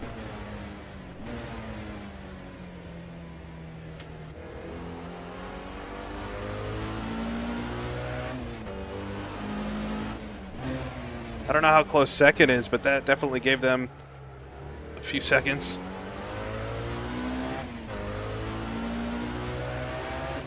They had more than a minute's lead. Well, I wonder if they have any damage to pit 4 or anything, or if they'll be able to continue on without issue.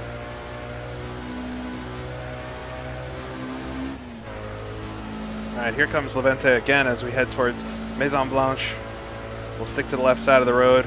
Whoa! What happened? He just like glitched out behind me as well. That is really bizarre. We're seeing ghosts now. That's when you know the race is too long.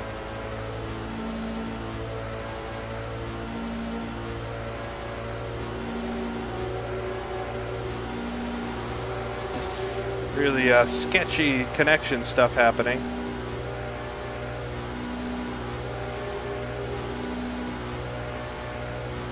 A little nervous now that he's going to glitch through me or something and ruin the end of the race. We'll just say, for immersion's sake, that he's sputtering oil.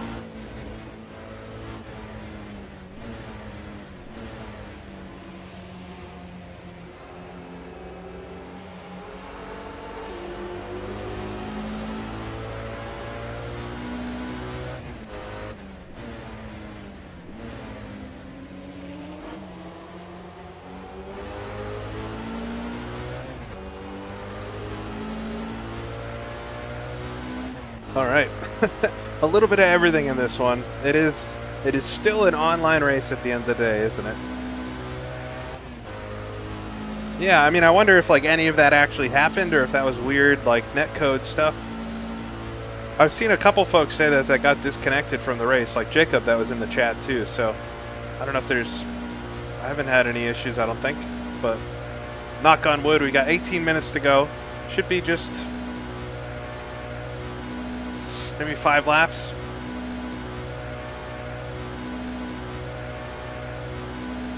Here comes the Jag. Or no, that's a Lola.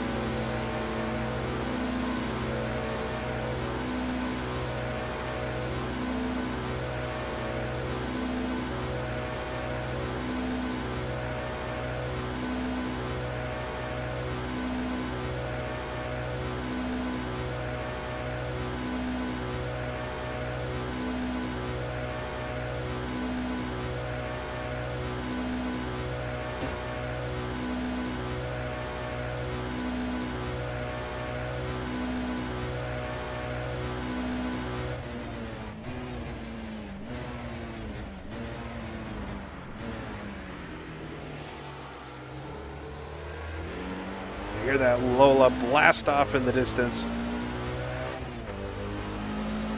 Yeah, I wouldn't be surprised if those tires are worn out too, but here comes Herbert behind me. He's definitely less than a minute behind the leader, but it's going to take a couple more spins or something for him to catch up there.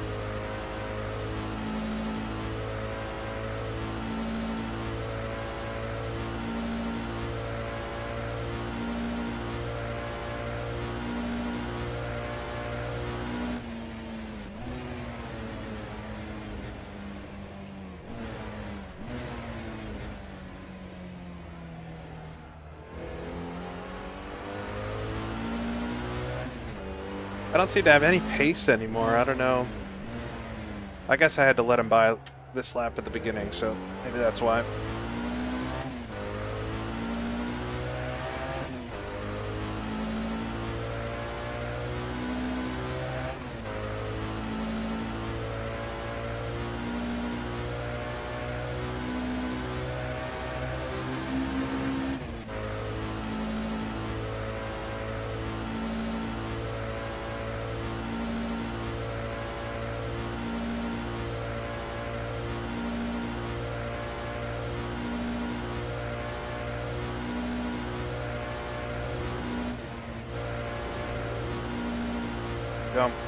It's weird to think that we're just coming to start lap 38, and we've only done 38 laps. It feels like a lot more than that.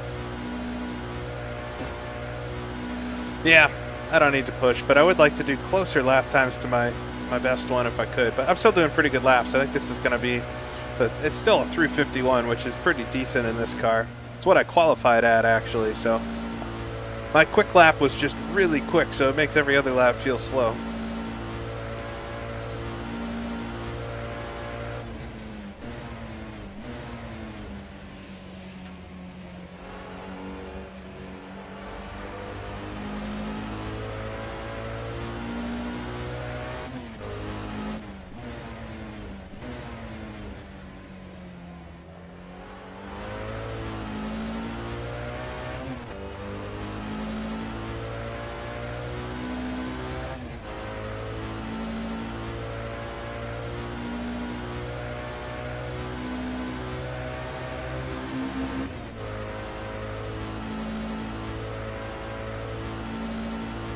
Decent run through the first sector, less than 15 minutes to go.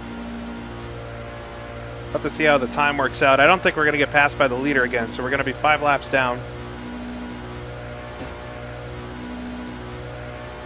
Oh, there's Steve in front, 46 seconds up the road. I don't think we're going to get there, but he is the car in front of me.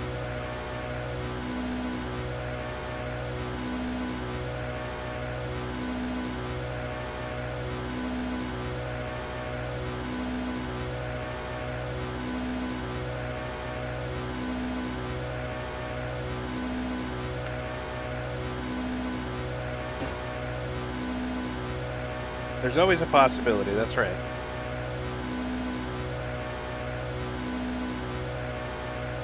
I don't wish it upon anybody, but we'll just close out this race nice and smooth now. It's been, I'm pretty happy with my driving. Been a couple little flubs, but nothing that I would describe as major. And that's all I can do, right? I feel like I haven't really been a nuisance to the faster cars either, which is always nice. I don't want to be that car that they hate passing. Here comes Herbert behind second place overall.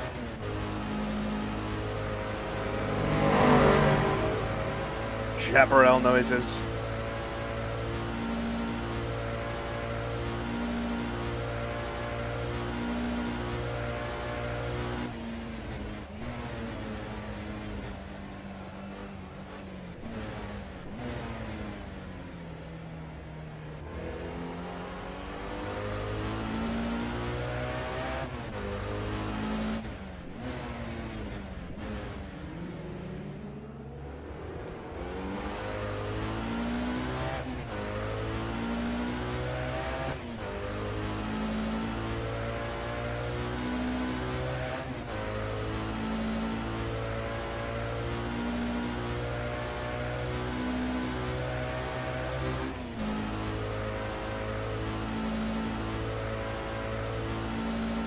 All right, we're sitting on a quarter tank of fuel here, but should be plenty to get to the end. I'll have at least 10 liters extra. Takes about 3 liters a lap. We're only going to be doing another 3 or so laps, maybe 4 laps. 3 Maison Blanche there. Got a couple more cars behind, but it's pretty much one car at a time now, so it's not too bad anymore.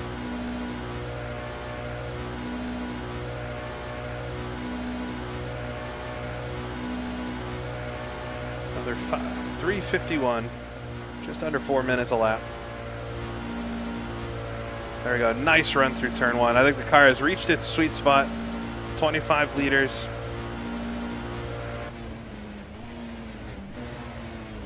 But I'm not going to do anything too drastic here, it's nice and smooth. As I slide it through the second Dunlop S.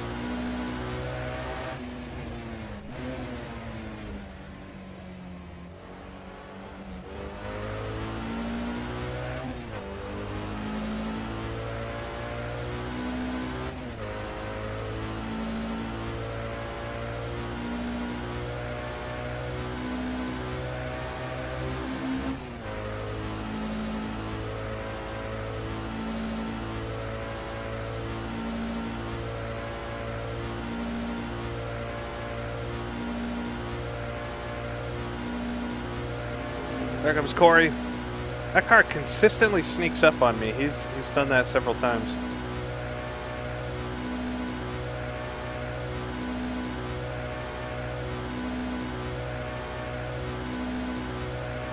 Yeah, I mean, this track, the biggest changes are the first sector and the last sector. This part, the only difference these days is that there's some chicanes here. There's one right about here, give or take. You would go the left-hand chicane, the right-hand one's further back, but then you still come through this right-hander, and then today, this hill's been flattened out ever since the Mercedes incident. Not the main one, the other ones. But you kind of gently go to the right here. There's no longer the straight line braking for Mulsanne corner. You go off to the right there. So this corner is a bit different. It's not quite so tight these days. But then this is all the same. This whole section really is untouched. And it's exactly like this. You'd be on this straight these days. All the way through Arnage, this is all the same as the modern track. They haven't even really widened the road too much here. I think they have a little bit, but not as much as in other places. We'll come up to Indianapolis. This is one of the trickiest parts. Modern cars can go pretty much flat out through this right-hander and then brake hard for Indy proper, but these cars get a lift and try to coax them through. I'm gonna come through Indy. Basically the same these days. Obviously a lot more safety. Up to Arnage. Slowest corner on the track. Accelerate out. Now this is all the same. We talked about this earlier in the race, but this is all the same right now to the modern track up through this left-hander here. But then where things get really radically different is with the Porsche curves. And right about at this next left-hander here, the track would now curve off to the right, and you'd go through the whole Porsche curve section, up through the Ford chicanes and everything, and this is all bypassed. So this is all quite unique to the 60s and early 70s versions of the circuit. We'll come through Maison Blanche though. great corner, obviously extremely dangerous. So you could tell why it's different. But yeah, the track would rejoin right about here through the forward chicanes, the 2 chicanes, and then get onto the front stretch. Obviously, Dunlop Bridge and all this has changed up front at the beginning of the lap. The right-hander here, I think, has a different profile than it does these days. Definitely been widened out to the left there. The wall's gone. And then when you come under the bridge, you obviously sweep to the left, and they've created many more corners between the top of the hill and the main S's. I'm not even sure that these S's are still in the same spot, although they very well could be. And then Tête Rouge has also been changed. It's a much faster kind of flip to the right now. This is a much sharper, more severe corner. So the track overall, I mean, it follows the same profile. It's the same roads. They've just changed some of the corners. And obviously the first chicane would be a little ways up the road here. The restaurants on the left are still there, so it's a great marker. These buildings on the left up here are still here, but they're right before the chicane. So the first chicane would be right after these buildings. Right after these buildings on the left, you'd do the right and the left chicane. Getting rid of the SO man was an absolute crime. I agree. I'm a big fan of the SO man. All right. We talked through the lap a little bit. We're on 6 minutes to go. It should just be a couple more laps, I think. Maybe 3. It's been a good race. It's been fun. A lot of chaos, but I've avoided the majority of it. It really was just the start line that I got caught up in. There's been a few other times where I was slowed down at various points because of other cars, but otherwise, I've been able to get through most of the race. Got Nicholas coming up behind me in the Maserati. Should have enough time for him to clear me through this zone.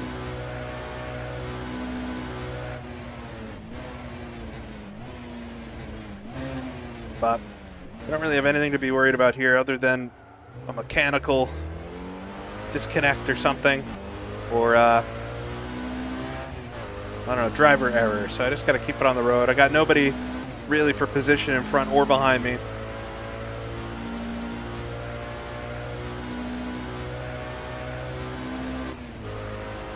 Is SO still a thing? Because SO used to be everywhere in motorsports. They're at Alton Park. I think what's called Shell Corner now, or take your favorite motor oil or oil company, I guess. The hairpin at the end of the long straights there at Alton Park used to be called SO Bend as well. SO obviously sponsored lots of cars and stuff. But I feel like, has it been absorbed into some other company? It feels like something that would happen.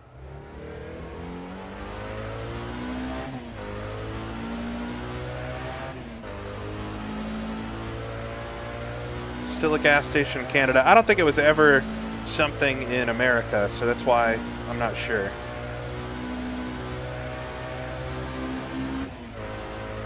Esso is a brand of Exxon. Okay, yeah, because we have Exxon and Mobil in America. I think really it's just Mobil these days, though, for like gas stations, petrol stations.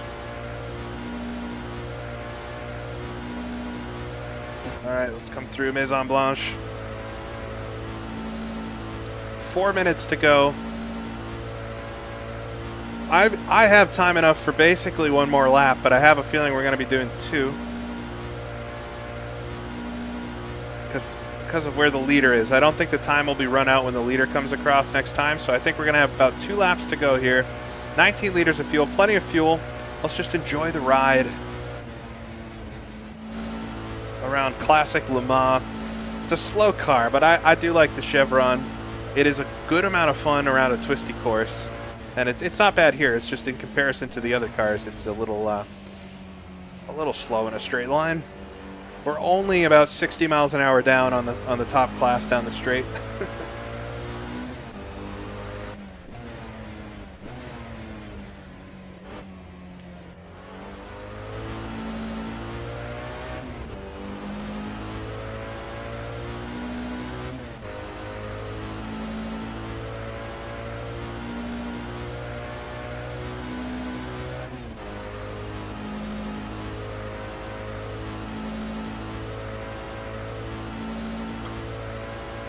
I'm not answering that, Liam.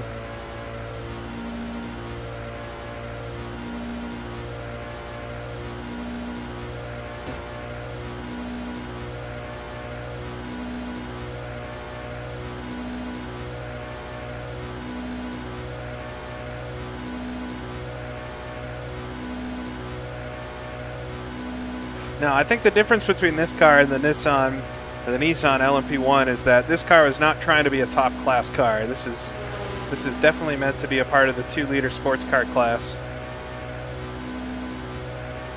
And it's a pretty competent car in that. I mean, I definitely beat the Lotus 47s quite easily. Be interesting to get a couple more cars out here that fit this class for sure, but it's gonna be interesting. I'm gonna have to do a whole lap after the time has been ended just because of where the leader was. That's why it was good to take a little extra fuel. Oh, car in front broke a little too late into Mulsanne corner. It's easy to do. I'm surprised I haven't really done that yet.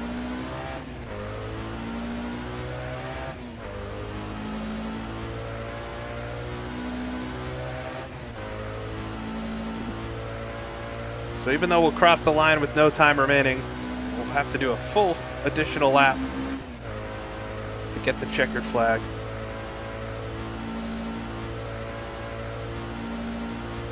Unless he slows down, but I don't think that's going to happen.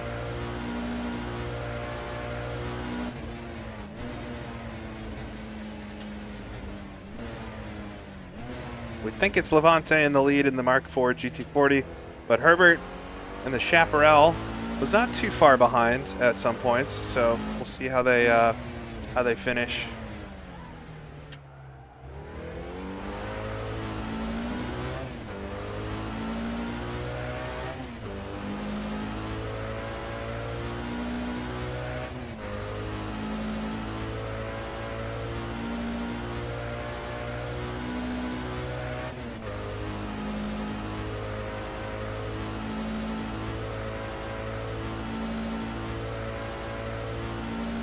I'd say it's a nice Sunday drive, but it is Saturday, so it's a nice Saturday drive through the French countryside. Come down through Maison Blanche last time, or second to last time.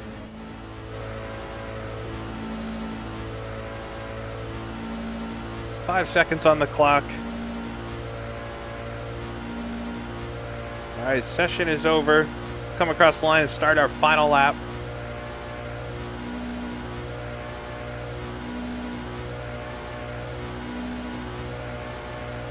One more lap to go. I'm going to be doing 43 laps total today for this 2 hour 40-minute race. Not too bad.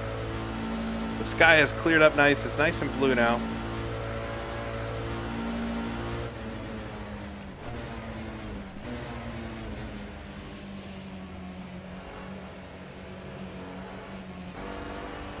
The car coming up behind me here.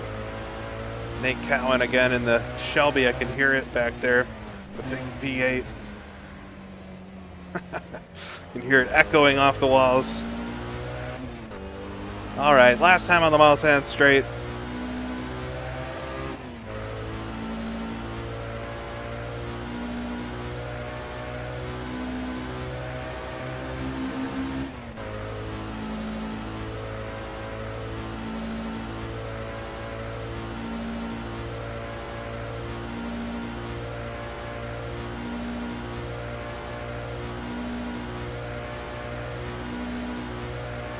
All right, here comes Nate coming on by.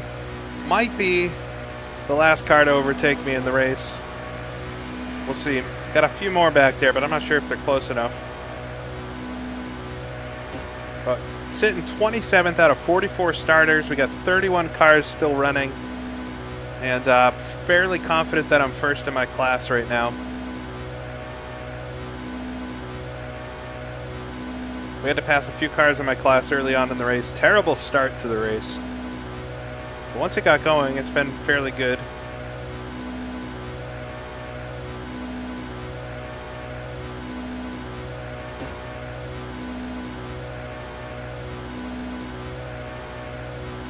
All right, look for that braking marker. 250 will brake just before it. No reason to push things here. Get it down the gears, down to first. Slight lock up on the brakes there. Sun's already starting to get a little bit lower in the sky again, I guess back to where it started.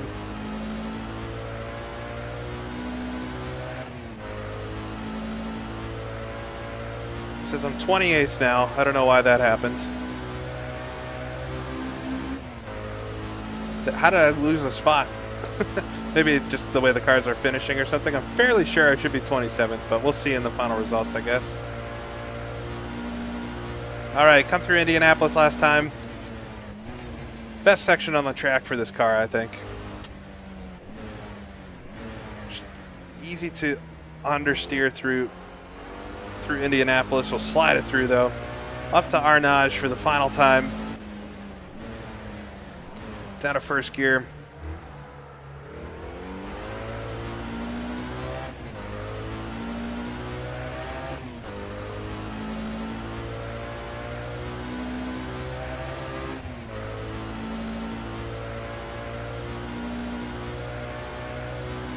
Oh, a couple cars in the pits maybe running out of fuel. I guess we're going to pass them as we come to the finish. Interesting. We might actually pick up a couple spots.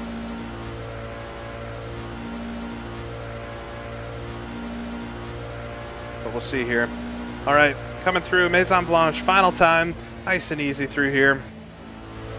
There it is, come around to complete the Le Mans 2.4 Classic Sim Race Online race. A lot of fun. I appreciate folks tuning in for this today. Hopefully it was entertaining enough. I know it's a bit of a slow car compared to maybe my usual thing, but it was still quite a lot of fun to drive. And we'll come across the line. We'll get that 27th back. Finish in 27th position. Oh. And there's Luca in the GT40 Mark 1 to greet us. 27th overall from 38th on the grid out of 44 starters. I'm pretty happy with that.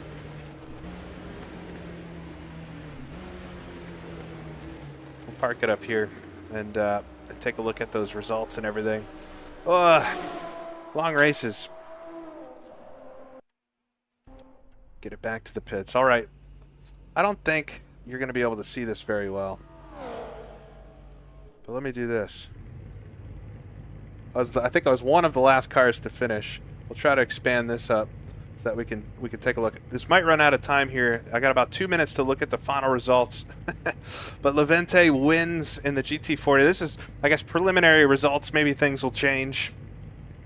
But Levente wins the race in the Ford GT40 Mark IV from Herbert von Kreutzen, I believe, in the Chapparal 2F. Gaston, we got 4 Ferraris in a row. Gaston, Fabian, Ahmad, Tom Harding, finishing there, top 6.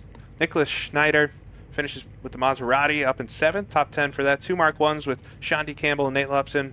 And then Lars in the Lola T70 finishes the top 10. Got to go through this kind of fast because I only have 1 minute until the session actually ends. But Corey Andrews from Daniel Huff, Maximilian Venig, Ariana Campbell, Nick Ryan, Nate Cowan, Salami.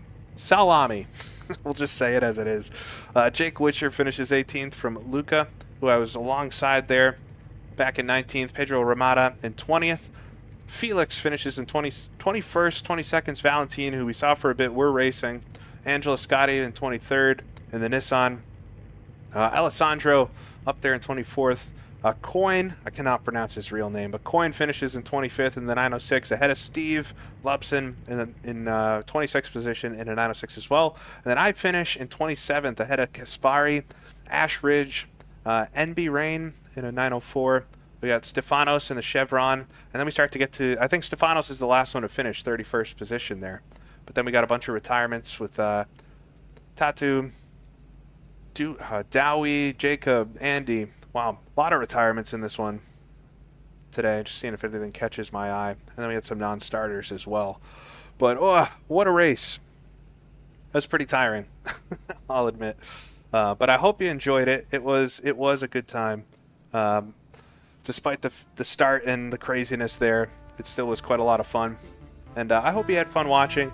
I hope to be doing some more stuff soon. I know things have been real quiet around here lately.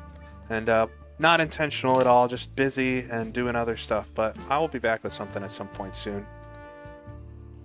And yeah, I think it was a class win. So happy with that. It was really, really nice to race these cars around such a cool track, and maybe next time I'll get something a bit faster. I've done my time with the really slow cars, but I'll let you listen to some nice smooth jazz on the way out. I appreciate you all being here today. I hope you have a great rest of your day and your weekend, and watch some fun racing. There's lots of good racing on this weekend. I know I will be. So I'll see you all again next time. Have a good one.